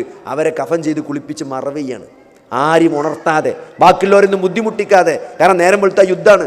എല്ലാവരും കൂടി വിളിച്ചോണ്ടിയാൽ പ്രയാസമാവെന്ന് വിചാരിച്ചിട്ട്. നിങ്ങൾ ആലോചിക്കുക, ഇന്ന് ഏതെങ്കിലും ഒരു നേതാവ് എന്താ ചെയ്യുക? തൻ്റെ അനുയായികളെ കൊണ്ട് AC-യിൽ കടന്നുറങ്ങിയിട്ട് അനുയായികളെ കൊണ്ട് പണിയെടുപ്പിക്കുക ചെയ്യുക. ഇവിടെ തൻ്റെ അനുയായികൾക്കൊരു പ്രയാസമുണ്ടാകരുത് എന്ന് വിചാരിച്ചുകൊണ്ട് ആ അനുയായികൾ അങ്ങേയറ്റം സ്നേഹിച്ച നബി സല്ലല്ലാഹു അലൈഹി വസല്ലമ ഇത്രത്തോളം സഹാബികളിൽ സ്വാധീനം ഉണ്ടാക്കാനുള്ള കാരണം അനലൈസ് ചെയ്യുന്നിടത്ത് പണ്ഡിതന്മാർ പറയുന്നുണ്ട്. ഓരോ സഹാബിക്കും തോന്നിയ എന്താ അറിയോ, തന്നെയാണ് നബി ഏറ്റവും കൂടുതൽ സ്നേഹിക്കുന്നതെന്നാണ്. അത്തരത്തിലൊരു ഫീലിംഗ് ഉണ്ടാക്കാൻ നബി സല്ലല്ലാഹു അലൈഹി വസല്ലമക്ക് സാധിച്ചിട്ടുണ്ടെന്നാണ്. അപ്പം അതുകൊണ്ടാണ് സഹോദരങ്ങളെ, ആ പ്രവാചകനെയാണ് നമ്മൾ അനുധാവനം ചെയ്യുന്നത്, ആ പ്രവാചകനെയാണ് നമ്മൾ നേതാവായി സ്വീകരിച്ചത്, ആ പ്രവാചകനെയാണ് നമ്മൾ സ്നേഹിക്കുന്നത്. ഇപ്പം തറാവിയുടെ വിഷയത്തിൽ തറാവി നമസ്കാരം നബി സല്ലല്ലാഹു അലൈഹി വസല്ലമ പള്ളിയിൽ വെച്ച് 2 ദിവസം നമസ്കരിച്ചിട്ടുള്ളൂ. 2 ദിവസം നമസ്കരിച്ചു. 3-ാമത്തെ ദിവസം എല്ലാവരും നമസ്കരിക്കാൻ വേണ്ടി പള്ളിയിൽ ഹാജരായി. നബി സല്ലല്ലാഹു അലൈഹി വസല്ലമ വന്നില്ല എന്നാണ്. നബി സല്ലല്ലാഹു മദീന പള്ളി കണ്ട ആളുകൾക്കറിയാം മദീന പള്ളി നബിയുടെ വീടും തമ്മിൽ എത്രത്തോളം അടുത്താണ് എന്നുള്ളത്. ഒരു കർട്ടൻ്റെ അപ്പുറത്താണ് നബിൻ്റെ വീട്. എല്ലാവരും പള്ളിയിൽ ഇങ്ങനെ ഇരിക്കണം നബിനെ കാത്ത്. നബി തറാവിക്ക് വരുമെന്ന് പറഞ്ഞിട്ട്. അന്ന് ഫേസ്ബുക്കും വാട്സപ്പൊന്നുമില്ല. ആളുകൾ ഇന്നലെ നബി രാത്രി ഇഷാക്ക് ശേഷം തറാവി ജമാഅത്തായി പള്ളിയിൽ നമസ്കരിച്ചിട്ടുണ്ട് എന്നുള്ള ന്യൂസ് ആളുകൾ മൗത്ത് ടു ഇയർ സ്പ്രെഡായി. ആ സ്പ്രെഡായത് കാരണം എല്ലാവരും കേട്ടറിഞ്ഞ് വന്നതാണ്. 2-ാമത്തെ ദിവസം കൂടുതൽ ആളുകൾ വന്നു. 3-ാമത്തെ ദിവസം അതിനേക്കാൾ ആളുകൾ കൊണ്ട് പള്ളി നിറഞ്ഞിക്കാണ്. അങ്ങനെ ഇഷാക്ക് ഇരിക്കാൻ തുടങ്ങിയിട്ട് സുബൈ ബാങ്ക് കൊടുത്തു, നബി വന്നില്ല. ഒരാൾ പോയിട്ടും ചോദിച്ചില്ല എന്താ നബി വരുന്നില്ലെന്ന്. ഒരു കർട്ടൻ്റെ അപ്പുറത്താണ്. സുബൈക്ക് നബി പള്ളിക്ക് വരുമ്പോൾ എല്ലാവരും അവിടെ ഇരിക്കുകയാണ്. നിങ്ങളെന്താ എല്ലാവരും കൂടി ഇവിടെ ഇരിക്കണമെന്ന് ചോദിച്ചു. ഞങ്ങൾ തറാവിക്ക് വന്നതാണെന്ന് പറഞ്ഞു. അപ്പോൾ നിങ്ങളെന്താ നിസ്കരിക്കാൻ വരാമെന്ന് ചോദിച്ചു. അത് നിങ്ങളെല്ലാവരും ആവേശം കൂടി കണ്ടപ്പോഴേ ഇതെങ്ങാനും അള്ളാഹു നിർബന്ധമാക്കിയാൽ നിങ്ങൾക്കിത് ചെയ്യാൻ പറ്റും. ഇനി വരാൻ പോകുന്ന എൻ്റെ ഉമ്മത്തിന് ഇങ്ങനെ നിസ്കരിക്കാൻ കഴിഞ്ഞോണമെന്നില്ല, അതുകൊണ്ട് ഞാൻ മനഃപൂർവ്വം വരാമെന്നാണ്. ഇത് നമുക്ക് നിസ്കരിക്കാൻ പറ്റൂല എന്ന് വിചാരിച്ചിട്ട് ആണ് നബി എന്ന് വരാതെന്നത്. നിങ്ങൾ ആലോചിക്കി, അത്രയും തൻ്റെ ഉമ്മത്തിനെ പറ്റി കൺസേൺ ഉള്ള ഒരു പ്രവാചകനെ നിങ്ങൾ എങ്ങനെ സ്നേഹിക്കാതിരിക്കും? അതാണ് നബി സല്ലല്ലാഹു അലൈഹി വസല്ലമ. ആ നബിയെ നമ്മൾ അറിയണം. ആ നബിയെ നമ്മൾ ജീവിതം പഠിക്കുമ്പോഴാണ് ഖുർആനിൻ്റെ ഓരോ ആയത്തുകളും നബിയുടെ ഓരോ ജീവിതത്തിൽ ഓരോ സന്ദർഭങ്ങളിൽ ഇറങ്ങിയത് കുറച്ചും കൂടി നമുക്ക് ഉൾക്കൊള്ളാൻ സാധിക്കുക, നമ്മുടെ ജീവിതത്തെ അത് സ്വാധീനിക്കുക. അപ്പോൾ അതുകൊണ്ട് നബി സല്ലല്ലാഹു അലൈഹി വസല്ലമയുടെ ജീവിതത്തെ പഠിക്കാൻ നമ്മൾ ഖുർആൻ പഠിക്കണതിന് അത് അത്യന്താപേക്ഷിതമാണ്. അതേപോലെ തന്നെ സഹോദരങ്ങളെ, തഹജ്ജുദ് നമസ്കാരം ജീവിതത്തിൽ നല്ലൊരു കാഴ്ച, ഈ ജീവിതം നമുക്ക് എൻജോയ് ചെയ്യാൻ പറ്റണമെങ്കിൽ നമുക്ക് വേണ്ട കാര്യം ഒന്ന്, നമ്മൾ അള്ളാഹുവുമായിട്ട് ഒറ്റപ്പെടുന്ന ചില സന്ദർഭങ്ങൾ വേണം. അത് ഏറ്റവും നല്ലൊരു സന്ദർഭം ഫജ്റിന് മുമ്പുള്ള ആ ശാന്തമായ ആ തഹജ്ജുദിൻ്റെ സമയമാണ്. അതിൽ നമ്മൾ അള്ളാഹുവുമായിട്ട് നമ്മളെല്ലാ വിഷമങ്ങളും പ്രയാസങ്ങളും രാത്രി നമസ്കാരത്തിലൂടെയും ദിക്റുകളിലൂടെയും നമ്മുടെ ദുആയിലൂടെയും നമ്മൾ അള്ളാഹുവുമായി നല്ലൊരു ബന്ധം ഉണ്ടാക്കണം. അതേപോലെ തന്നെ പാപങ്ങളിൽ നിന്ന് മാറി നിൽക്കുക എന്നുള്ളത്, നമ്മളെന്താ പറയുക, തെറ്റ് ചെയ്ത് കഴിഞ്ഞാൽ ഓരോ തെറ്റിൻ്റെയും അനന്തരഫലമായി കൂടുതൽ തെറ്റുകളിലേക്ക് നമ്മൾ ചെന്നെത്തും. നമ്മൾ എത്രത്തോളം ഓരോ തെറ്റുകൾ എത്ര ചെറുതാണെങ്കിലും ആ തെറ്റുകളിലെ നിലപാട് എന്നത് അത് കുറച്ച് ഗൗരവത്തോടെ കാണണം. അത് നമ്മൾ ഗൗരവത്തോടെ കാണണം. ഒരു തെറ്റെന്ന് പറയുമ്പോൾ എന്താ പറയുക, തെറ്റ് നിസ്സാരമാണെങ്കിലും അവിടെ ഒരു നിലപാടുണ്ട്. എന്താണ്? അള്ളാഹുവിൻ്റെ റസൂലിനെയും അള്ളാഹുവിനെയും നമ്മൾ ധിക്കരിക്കുക എന്നുള്ളത്. ഇപ്പോൾ വലത് കൈ കൊണ്ട് തിന്നണം, വലത് കൈ കൊണ്ട് കുടിക്കണം എന്ന് പറയുമ്പോൾ അത് ഒരു നിലപാടാണ്. അത് അള്ളാഹുവിൻ്റെ റസൂലിൻ്റെ കൽപ്പനയാണ്. അപ്പോൾ ചില അള്ളാഹ് അങ്ങനെ പറഞ്ഞു, ഖുർആനിലുണ്ട് തിന്നോ, വലത്തെ കൈ കൊണ്ട് തിന്നണം, വലത്തെ കൈ കൊണ്ട് കുടിക്കണം എന്ന് ആൾക്കാർ ചോദിക്കും. ഇടത്തെ കൈ കൊണ്ട് കുടിച്ചാൽ എന്താ പ്രശ്നം? ഖുർആനിലുണ്ടോ അങ്ങനെ വലത്തെ കൈ കൊണ്ട് കുടിക്കണം എന്നുണ്ട്? ഖുർആനിലുണ്ട് വലത് കൈ കൊണ്ട് കുടിക്കണം എന്ന്. ഇബ്നു മസ്ഊദ് റളിയല്ലാഹു അൻഹു അടുത്ത് വന്നിട്ട് ഒരു സ്ത്രീ തർക്കിക്കാണ്, പുരികം പ്ലക്ക് ചെയ്യരുത് എന്ന് അള്ളാഹുവിൻ്റെ റസൂൽ പറഞ്ഞിട്ടുണ്ട് എന്ന് ഖുർആനിലുണ്ട് എന്ന് ഇബ്നു മസ്ഊദ് പറയാണ്. അപ്പോൾ ആ സ്ത്രീ പറയാണ്, ഖുർആൻ ഞാൻ പലതവണ ഓതിയിട്ടുണ്ട്, അവിടെ എവിടെയും പുരികം പ്ലക്ക് ചെയ്യാൻ പാടില്ല എന്ന് ഖുർആനിൽ അങ്ങനെ എവിടെയും കണ്ടിട്ടില്ലല്ലോ. ഇബ്നു മസ്ഊദ് പറയും, ഉണ്ട്, അങ്ങനെ ഖുർആനിലുണ്ട്. അപ്പോൾ ഓതാൻ പറയും, നിങ്ങൾ അല്ലാഹുവിനെ അനുസരിക്കണം, നിങ്ങൾ പ്രവാചകനെ അനുസരിക്കണം എന്ന് ഖുർആൻ പറയുന്നുണ്ട്. പ്രവാചകൻ പറഞ്ഞതാണ് എന്ത്? പുരികം പ്ലക്ക് ചെയ്യാൻ പാടില്ല എന്നുള്ളത്. അപ്പോൾ അതുകൊണ്ട് സഹോദരങ്ങളെ, ഖുർആനിലുണ്ട് അള്ളാഹുവിനെ അനുസരിക്കണം, പ്രവാചകനെ അനുസരിക്കണം എന്ന് ഖുർആനിൽ പല സ്ഥലത്ത് പറഞ്ഞിട്ടുണ്ട്. അതുകൊണ്ട് വലത് കൈ കൊണ്ട് കുടിക്കണം, വലത് കൈ കൊണ്ട് തിന്നണം. അത് അള്ളാഹുവിൻ്റെ കൽപ്പനയാണ്, റസൂലിൻ്റെ കൽപ്പനയാണ്. അത് തിരസ്കരിക്കുക എന്നത് അത് ചിലപ്പോൾ നിസ്സാരമായിരിക്കും. ഇപ്പോൾ വലത് കയ്യിൽ നമുക്ക് എന്തുണ്ടാവും? വലത് കയ്യിൽ ചിലപ്പോൾ നമുക്ക് ബർഗർ ഉണ്ടാവും, അപ്പോൾ ഇടത്തെ കയ്യിലേക്കാരും പെപ്സി. അപ്പോൾ നമുക്ക് തോന്നുന്നു എന്താ പ്രശ്നം എന്ന്. അത് സഹോദരങ്ങളെ, സംഭവം നമുക്ക് ബുദ്ധിമുട്ടുണ്ടെങ്കിലും അതൊരു നിലപാടാണ്. ആ ബർഗർ അവിടെ വെച്ച് ആ പെപ്സി വലത്തെ കൈ കൊണ്ട് കുടിക്കണം. അതാണ് അള്ളാഹുവിനെയും റസൂലിനെയും സ്നേഹിക്കാൻ തന്നെ. എന്താണ് ഷേഖിനോട് ചോദിക്കുന്നുണ്ട്, ഒരു ചെരുപ്പിട്ട് മാത്രം നടക്കരുത് അല്ലാഹുവിൻ്റെ റസൂൽ പറഞ്ഞിട്ട്, ഒരു ചെരുപ്പിട്ട് നടക്കരുത് അല്ലേ, ഒരു ചെരുപ്പ് മാത്രം ധരിച്ചുകൊണ്ട് നടക്കാൻ പാടില്ല എന്ന് വിരോധിച്ചിട്ടുണ്ട്. അപ്പം സാധാരണ ഒരു മനുഷ്യൻ ഒരു ചെരുപ്പിട്ട് നടക്കുമോ? ഇല്ലല്ലോ. ഉണ്ടോ? സാധാരണ ഒരാൾ ഇപ്പോൾ ഒരു ചെരുപ്പിട്ട് നടക്കുമോ? നടക്കൂല. അപ്പം നമ്മൾ സാധാരണ ഒരു ചെരുപ്പിട്ട് നടക്കലപ്പോഴാ പള്ളിക്ക് ചെരുപ്പ് വെച്ചിട്ട് ഒരു ചെരുപ്പ് കാണാനല്ല, അപ്പോൾ ഇട്ട് മറ്റവൻ തരുന്ന ഇങ്ങനെ നടക്കുക. അപ്പോൾ തെറ്റാണോ? പോക്ക് തെറ്റാണോ? അത് തെറ്റൊന്നല്ലല്ലോ. പക്ഷെ എന്തായാലും അതിലൊരു നിലപാടുണ്ട്, അതിലൊരു നിലപാടുണ്ട്. ഒരു ചെരുപ്പ് നമ്മൾ ഒരു സെക്കൻഡ് പോലും ഞാൻ എൻ്റെ റബ്ബിനെ ധിക്കരിക്കൂല എന്ന്, അത് ജീവിതത്തിലൊരു നിലപാടാണ്. അതിന് തെറ്റും ശരി എന്നുള്ളതല്ല. ആ നിലപാട് ഒരു പാപം ചെറുതാണെങ്കിലും ആ പാപം ചെയ്യുന്നതിൽ വഴി ആ നിലപാടിന് നമ്മൾ ലംഘിക്കുന്നുണ്ട്. അപ്പോൾ അതുകൊണ്ടാണ് ചെറിയ പാപങ്ങൾ ചെയ്തു കഴിഞ്ഞാൽ എന്ത് സംഭവിക്കും? ചെറിയ ചെറിയ പാപങ്ങൾ കൂടുതൽ ചെയ്തു കഴിഞ്ഞാൽ നമുക്ക് പാപത്തിൻ്റെ ഗൗരവം നഷ്ടപ്പെടും എന്ന് പറഞ്ഞത് അതുകൊണ്ടാണ്. ഒരു തെറ്റിൻ്റെ ഗൗരവം നഷ്ടപ്പെടും. ഇപ്പോൾ വലിയ തെറ്റ് ചെയ്യുന്ന ആളുകൾ എന്താ ചെയ്യുക? ആദ്യം ചെറിയ തെറ്റുകൾ ചെയ്യും, പിന്നെ ആ തെറ്റുകളുടെ ഒരു ഗൗരവം എന്നുള്ളത് നഷ്ടപ്പെടും, പിന്നെ വലിയ തെറ്റുകൾ ചെയ്യും. പിന്നെ വലിയ തെറ്റുകൾ കുറേ ചെയ്യുമ്പോൾ എന്താവും? പിന്നെ അത് പശ്ചാത്തപിക്കാനുള്ളൊരു മൂഡ് പോകും. പിന്നെ എന്താ ചെയ്യാരോ? ആ തെറ്റിനെ ന്യായീകരിക്കണ അവസ്ഥ ഉണ്ടാവും. അതെന്താ? ബിസിനസ് അല്ലേ, അതിലെങ്ങനെ ലോൺ എടുക്കാതെ എങ്ങനെ ബിസിനസ് നടക്കും? നിങ്ങൾ എന്തായി പറയണത്? അന്ന് ഇപ്പം നബി ഇല്ലാത്തതുകൊണ്ടാണ്. നബി ഉണ്ടെങ്കിൽ ഈ പറഞ്ഞ 10% പലിശയ്ക്ക് നബി അംഗീകരിക്കും, വട്ടിപ്പലിശയ്ക്കേ നബി വിരോധിക്കുള്ളൂ. ഈ ചെറിയ പലിശ ഒന്നും നബി അങ്ങനെ കാര്യമാക്കൂല. ഇന്നിപ്പോൾ നബി വരികയാണെങ്കിൽ അങ്ങനെ ചെയ്യുള്ളൂ എന്ന് പറയുന്ന ആൾക്കാരുണ്ട്. അങ്ങനെ തെറ്റിനെ ന്യായീകരിക്കുന്ന അവസ്ഥ ഉണ്ടാവും. തെറ്റിനെ ന്യായീകരിക്കുക എന്നുള്ള എന്താരോ? അത് കുഫറാണ്. പലിശ വാങ്ങുന്നതിനേക്കാൾ ഗൗരവമാണ് പലിശ തെറ്റല്ല എന്ന് പറയുന്നത്. അതിലെ നിലപാട് കുഫറാണ്. അത് കുറച്ചും കൂടി ഗൗരവമുള്ള വിഷയമാണ്. അപ്പൊ ഇതാണ്. അപ്പൊ ഒരു തെറ്റ് മറ്റൊരു തെറ്റിലേക്ക് വഴി തുറക്കും. ചെറിയ തെറ്റുകൾ എന്ത് ചെയ്യും? തെറ്റിന്റെ ഗൗരവം കുറക്കും. അപ്പൊ തെറ്റുകളിലുള്ള നിലപാട് ഗൗരവമുള്ളതാണ്. അള്ളാഹുവിനെയും റസൂലിനെയും ധിക്കരിക്കുക എന്നത് അത് സംഭവിക്കാൻ പാടില്ലാത്തതാണ്. എന്നുവെച്ചാൽ അള്ളാഹു നമുക്കിതൊക്കെ നൽകിയിട്ട് ഈ ജീവൻ, വായു, വെള്ളം. ഇപ്പം കോവിഡിൻ്റെ സമയത്ത് എന്തൊക്കെ ആളുകൾ പറഞ്ഞത്? ആളുകൾക്കൊക്കെ ബോധ്യപ്പെട്ടു, ഓക്സിജൻ്റെ വില മനസ്സിലായി. സിലിണ്ടറിന് വേണ്ടി ATM-നും അതേപോലെ തന്നെ ബാങ്ക് അക്കൗണ്ടിലൊക്കെ ലക്ഷങ്ങൾ ബാലൻസ് ഉള്ള ആളുകൾ ഒരു കുറ്റി സിലിണ്ടർ കിട്ടുമോ എന്ന് കരഞ്ഞ് ഫേസ്ബുക്ക് സോഷ്യൽ മീഡിയയിൽ പോസ്റ്റ് ഇട്ടൊരു കാലം ഉണ്ടായിരുന്നു. അന്നൊക്കെ നമ്മൾ പറഞ്ഞു, പടച്ചോൻ നമ്മളെ ബോധ്യപ്പെടുത്തി. എല്ലാവരും മറന്നില്ലേ? എല്ലാവരും വീണ്ടും പഴയ അവസ്ഥയിലേക്ക് തിരിച്ചുപോയി. അപ്പം അതുകൊണ്ട് നമ്മൾ കൃത്യമായിട്ട് ദീന് പഠിക്കുകയും നമ്മൾ അള്ളാഹുവിനെയും റസൂലിനെയും, അതാണ് ഒത്തർക്ക് ദുനൂബ് വൽ ഇസ്യാൻ, കുറ്റകൃത്യങ്ങളിൽ നിന്ന് മാറി നിൽക്കുക.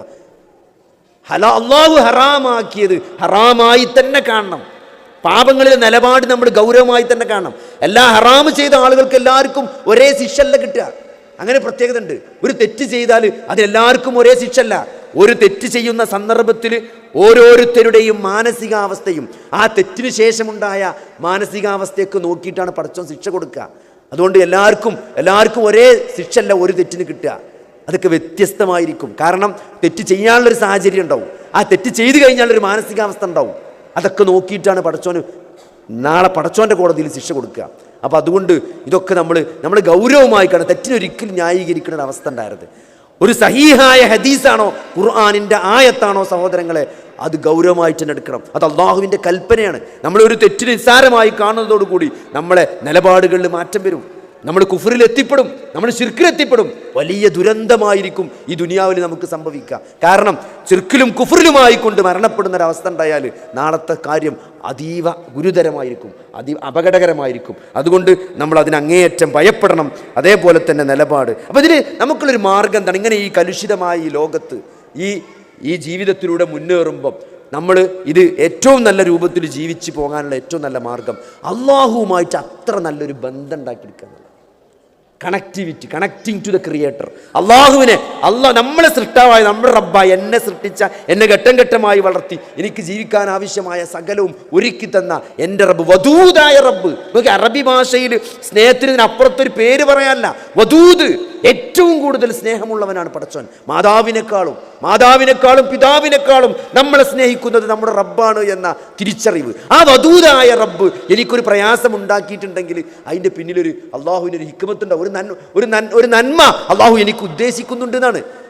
അപ്പോൾ അത് നമുക്ക് അങ്ങനെ മനസ്സിലാകണമെങ്കിൽ, അങ്ങനെ നമുക്ക് ഉൾക്കൊള്ളണമെങ്കിൽ നമ്മൾ അള്ളാഹുവിനെ ആ ഒരു ഹുസ്നുൽ വന്നു ബില്ലാ എന്നാ പറയാം. ഹുസ്നുൽ വന്നു ബില്ലാ, അള്ളാഹുവിനെ പറ്റി നല്ലൊരു സൽവിചാരം. ഒരു രോഗി മരിക്കാൻ കിടക്കുകയാണ്, ഒരു ചെറുപ്പക്കാരൻ രോഗിയായിട്ട് മരിക്കുക എന്നുള്ളത് അത് വേറെ ലെവലാണ്. ഒരു വയസ്സായ 70-80 വയസ്സായ ഒരാൾ അസുഖമായിട്ട് മരിക്കാൻ കിടക്കുന്നതും 30 വയസ്സായ ഒരു ചെറുപ്പക്കാരൻ അസുഖമായിട്ട് മരിക്കാൻ കിടക്കണം വ്യത്യാസമുണ്ട്. 30 വയസ്സായി മരിക്കാൻ കിടക്കുന്ന ചെറുപ്പക്കാരൻ്റെ അടുത്ത്, ഒരു യുവാവിൻ്റെ അടുത്ത് അള്ളാഹിൻ്റെ റസൂൽ സന്ദർശിക്കണം, രോഗി സന്ദർശനം. രോഗിയെ സന്ദർശിക്കണം എന്തിനറിയോ? ഇത്തരത്തിലുള്ള കാര്യങ്ങൾ പറഞ്ഞെടുക്കാനും ഓർമ്മപ്പെടുത്താനാണ്, അവരെ സമാധാനിപ്പിക്കാനാണ് അല്ലേ. അപ്പോൾ അള്ളാഹുവിൻ്റെ റസൂൽ ചോദിച്ചു, നിനക്ക് എന്ത് തോന്നുന്നു എന്നാണ് ചോദിച്ചത്. അപ്പം പറഞ്ഞ്, ചെയ്തു പോയ പാപങ്ങളെപ്പറ്റി എനിക്ക് അങ്ങേയറ്റത്തെ പേടിയുണ്ട് റസൂലേ, പക്ഷേ അള്ളാഹുവിൻ്റെ കാരുണ്യത്തിൽ എനിക്ക് വലിയ പ്രതീക്ഷയുണ്ട് എന്നാണ്. അതാണ് ഒരേ സമയത്ത് റജാവും ഖൗഫും എന്നുള്ളത് അതൊരു വിശ്വാസിന്റെ ലക്ഷണമാണ്. ഒരേ സമയത്ത് ഖൗഫ് ഉണ്ടാകുക, പേടി ഉണ്ടാകുക, അതേപോലെ റജാ പ്രതീക്ഷ ഉണ്ടാകുക, അത് വിശ്വാസിക്കുണ്ടാവുള്ളൂ. അതാണ് ഒരു ഇബ്നുൽ ഖയ്യിം റഹ്മത്തുള്ളാഹി പറഞ്ഞതാണ്, ഒരു പക്ഷിയെ പോലെയാണെന്നാണ്. അതായത് ഒരു പക്ഷിയുടെ 2 ചിറകുകളിലോ അതിൽ ഒരു ചിറകാണ് ഖൗഫ് എന്നത്, അള്ളാഹുവിനെ പറ്റിയുള്ള പേടി. അള്ളാഹു അങ്ങേയറ്റം ശിക്ഷിക്കുന്നവനാണ്. അള്ളാഹു എൻ്റെ പാപങ്ങൾ കൃത്യമായി രേഖപ്പെടുത്തിയിട്ടുണ്ട്. എൻ്റെ വായക്ക് സീൽ വെക്കും, എൻ്റെ കൈകൾ സംസാരിക്കും, ഭൂമി അതിൻ്റെ വർത്തമാനങ്ങൾ വിളിച്ചു പറയുന്ന ഒരു വലിയ വിചാരണക്ക് ഞാൻ ഹാജരാകേണ്ടി വരും. റബ്ബെന്നെ ശിക്ഷിക്കുമോ എന്ന് ഭയപ്പാട് ഒരു വിശ്വാസിക്കുണ്ടാവും. അതാണ് ഖൗഫ് എന്ന് പറഞ്ഞാൽ. റജാ എന്ന് പറഞ്ഞാലോ, എൻ്റെ റബ്ബ് അങ്ങേയറ്റത്തെ കാരുണ്യവാനാണ്, ഗഫൂറാണ്, പാപങ്ങൾ പൊറുത്തു തരുന്നവനാണ്, എൻ്റെ റബ്ബെല്ലാം എനിക്ക് പൊറുത്തു തന്നേക്കാം എന്നുള്ള വലിയ പ്രതീക്ഷയുണ്ട്. അപ്പോൾ ഒരു പ്രതീക്ഷയുണ്ട്. അപ്പോൾ ആ പ്രതീക്ഷ എന്താണ്? അപ്പോൾ അത് കേട്ടപ്പം അള്ളാഹുവിൻ്റെ റസൂൽ പറയാണ്, ഒരാൾ തൻ്റെ റബ്ബിനെ പറ്റി എങ്ങനെയാണോ വിശ്വസിക്കുന്നത് അതുപോലെ ആയിരിക്കും അവൻ്റെ റബ്ബ് എന്നാണ്. അപ്പോൾ ഒരിക്കലും റബ്ബെനിക്ക് പുറത്തു തരൂല എന്നല്ല നമ്മൾ വിശ്വസിക്കേണ്ടത്, എൻ്റെ റബ്ബെനിക്ക് പുറത്തു തരും എന്ന് പോസിറ്റീവായിട്ട് വിശ്വസിക്കണം. പക്ഷേ അതേസമയം എത്ര പാപങ്ങൾ ചെയ്താലും പടച്ചോനിക്ക് പുറത്തു തരും എന്നുള്ള ഒരു നിർഭയത്വമല്ല നമുക്ക് നൽകേണ്ടത്. പാപം ചെയ്യുമ്പം ശിക്ഷിക്കപ്പെടും, ഭയപ്പാടും, വിചാരണക്ക് കണക്ക് പറയേണ്ടി വരുമെന്നും നരകത്തിൽ പോകുമെന്നും അള്ളാഹു ശിക്ഷിക്കുന്ന പേടിയാണ് വേണ്ടത്. എന്നാൽ സംഭവിച്ചതിനെ പറ്റി നമ്മൾ അങ്ങനെ നിരാശപ്പെടേണ്ട കാര്യമില്ല. അതൊക്കെ അള്ളാഹു നമ്മൾ അങ്ങേയറ്റം പൊറുക്കലിനെ തേടിക്കഴിഞ്ഞ് നിലപാട് നന്നാക്കി ശിഷ്ടജീവിതം നന്നാക്കി ജീവിച്ചാൽ പടച്ചവൻ അതൊക്കെ പുറത്തു. എത്ര വലിയ പാപങ്ങൾ ചെയ്താലും, ആകാശത്തിൻ്റെ ഉച്ചയോളം നിങ്ങൾ പാപങ്ങൾ ചെയ്താലും അള്ളാഹു പശ്ചാത്തപിക്കുകയും നിലപാട് നന്നാക്കി ശിഷ്ടജീവിതം നല്ല സൽക്കർമ്മങ്ങൾ കൊണ്ട് സമ്പുഷ്ടമാക്കിയാൽ പടച്ചവൻ അതൊക്കെ പുറത്തു തരുമെന്നാണ്. അപ്പം അത്രയും കാരുണ്യവാനായ റബ്ബ്, ആ ഒരു സൽവിചാരമായിരിക്കണം അള്ളാഹുവിനെ പറ്റി നമുക്ക് ഉണ്ടാകേണ്ടത്. അപ്പം അള്ളാഹുവിനെ നമ്മൾ അറിയണം. റബ്ബായ ഇലാഹായ അള്ളാഹുവിൻ്റെ നാമങ്ങളിലൂടെ, ഗുണങ്ങളിലൂടെ, വിശേഷണങ്ങളിലൂടെ അള്ളാഹു ഗഫൂറാണ്. എത്ര പാപങ്ങൾ ചെയ്താലും എൻ്റെ റബ്ബ് ആത്മാർത്ഥമായി തൗബ ചെയ്തവന് അള്ളാഹു പുറത്തു കൊടുക്കുമെന്നുള്ള അറിവ്. അതേപോലെ അള്ളാഹു റഹ്മാനാണ്, അള്ളാഹു റഹീമാണ്, അള്ളാഹു എല്ലാം അറിയുന്നവനാണ് അല്ലേ. എല്ലാം അറിയുന്നവനാണ് എൻ്റെ റബ്ബ്, എല്ലാത്തിനും കഴിവുള്ളവനാണ് അല്ലേ. ഈ ഗാസയിലെ കുരുന്നുകളെ ബോംബിട്ട് കൊല്ലുമ്പോഴും അതിനൊക്കെ കണക്ക് ചോദിക്കാനും അതിനൊക്കെ പ്രതിഫലം നൽകാനും അതിനൊക്കെ പ്രതികാര നടപടിയെടുക്കാനും കഴിവുള്ളവനാണ്. അള്ളാഹു ഖദീറാണ് എന്ന തിരിച്ചറിവ് അല്ലേ. അള്ളാഹു ബസീറാണ്, അള്ളാഹു എല്ലാം കാണുന്നവനാണ്. അള്ളാഹു സമീർ ആണ്, അള്ളാഹു എല്ലാം കേൾക്കുന്നവനാണ്. അള്ളാഹു റഖീബാണ്, അള്ളാഹു എല്ലാം നിരീക്ഷിക്കുന്നുണ്ട് അല്ലേ. CCTVന്റെ സോഫ്റ്റ്വെയർ മാറ്റിയാൽ അല്ലെങ്കിൽ വർക്ക് ചെയ്യാത്ത CCTV അത് ഒരിക്കലും നിരീക്ഷിക്കുന്നില്ല. എന്നാൽ ഏത് സോഫ്റ്റ്വെയർ കേടാണെങ്കിലും CCTV നിങ്ങൾ നശിപ്പിച്ചാലും അതെല്ലാം കൃത്യമായി രേഖപ്പെടുത്തുന്ന ആ മുറാഖബത്ത് റഖീബായ ഒരു റബ്ബിലാണ് ഞാൻ വിശ്വസിക്കുന്നത്. അള്ളാഹു ഹക്കീമാണ്, അള്ളാഹു വലിയ യുക്തിമാനാണ്. ഇവിടെ സംഭവിക്കുന്ന ചെറുതും വലുതുമായ എല്ലാ കാര്യങ്ങളുടെ പിന്നിലും അള്ളാഹുവിനൊരു യുക്തിയുണ്ട് എന്ന് തിരിച്ചറിയാൻ നമുക്ക് കഴിയേണ്ടതുണ്ട്. അപ്പോൾ അതാണ് ഹക്കീമായ റബ്ബ്. അങ്ങനെ അള്ളാഹുവിൻ്റെ ഓരോ നാമങ്ങളും ഗുണങ്ങളും വിശേഷണങ്ങളും അറിയുന്നതിലൂടെ ആ റബ്ബിനെ കൂടുതൽ കൂടുതൽ അറിയാനും അടുക്കാനും സ്നേഹിക്കാനും ഒരു വിശ്വാസിക്ക് സാധിക്കുമ്പോൾ നമ്മൾ റബ്ബുമായി കണക്റ്റഡ് ആവും. സത്യത്തിൽ നമ്മുടെ എല്ലാ ആരാധനകളും ആ ഒരു കണക്ഷൻ സ്ട്രോങ് ആക്കി നിലനിർത്താനാണ് സത്യത്തിൽ ഡിസൈൻ ചെയ്തിട്ടുള്ളത്. നമ്മളെ നമസ്കാരമാകട്ടെ, നമ്മളെ നോമ്പാകട്ടെ, സക്കാത്താകട്ടെ, എല്ലാ ദിക്റുകളും ഒരു രാവിലെ നമ്മൾ എണീറ്റ് അൽഹംദുലില്ലാ എന്ന് പറഞ്ഞ് എണീറ്റ് നമ്മൾ ബാത്റൂമിൽ പോകുന്നു, ഇറങ്ങുന്നു, ഉളുവിന് ശേഷമുള്ള പ്രാർത്ഥന, അതേപോലെ ആ കഴിഞ്ഞിട്ടുള്ള നമസ്കാരം, രാത്രി നമസ്കാരം, സുബൈക്ക് വീട്ടിൽ നിന്ന് ഇറങ്ങുമ്പോൾ, പള്ളിയിൽ കയറുമ്പം, പള്ളിയിൽ നിന്ന് ഇറങ്ങുമ്പോൾ, നിസ്കരിക്കുമ്പോൾ, നിസ്കാരം കഴിഞ്ഞാൽ, അങ്ങനെ നമ്മുടെ ജീവിതം മുഴുവനും ആ ഒരു പ്രാർത്ഥനയാണ് അല്ലേ. നമ്മൾ ഏതൊരു 3 കാലം നമ്മൾ എടുത്താലും, ഇപ്പോൾ നമുക്ക് കഴിഞ്ഞു പോയ സംഭവങ്ങളെക്കുറിച്ച് നമ്മൾ പാസ്റ്റ് ടെൻസ്, ഭൂതകാലം എന്ന് പറയും. ഭൂതകാലത്തിലൊരു വിശ്വാസത്തിൻ്റെ നിലപാടെന്താണ്?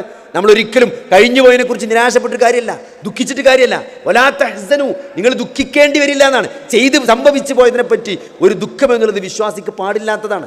സങ്കടം, അത് അമിതമായ സങ്കടം പാടില്ലാത്തതാണ്. അതിൻ്റെ പേരിൽ ഡിപ്രഷൻ വരാൻ പാടില്ല. കാരണം എന്താ? ഖദ്ദറല്ലാഹ്, അത് അള്ളാഹു കണക്കാക്കിയതാണ്. അത് അള്ളാഹു ഞാൻ ജനിക്കുന്നതിൻ്റെ എത്രയോ വർഷങ്ങൾക്ക് മുമ്പ് അള്ളാഹു രേഖപ്പെടുത്തിയ അള്ളാഹുവിൻ്റെ അറിവിലുള്ള കാര്യമാണ്. അതേ സംഭവിക്കൂ. ആളുകൾ പറയും, ഞാൻ അങ്ങനെ ചെയ്തില്ലായിരുന്നെങ്കിൽ അത് ഇങ്ങനെ ആകുമായിരുന്നു എന്ന്. ലൗല എന്ന് നിങ്ങൾ കഴിഞ്ഞു പോയ ഒരു കാര്യത്തോട് നിങ്ങൾ ലൗല എന്ന് ചേർത്ത് പറയരുത്. ഖദ്ദറല്ലാഹ്, അള്ളാഹു കണക്കാക്കി.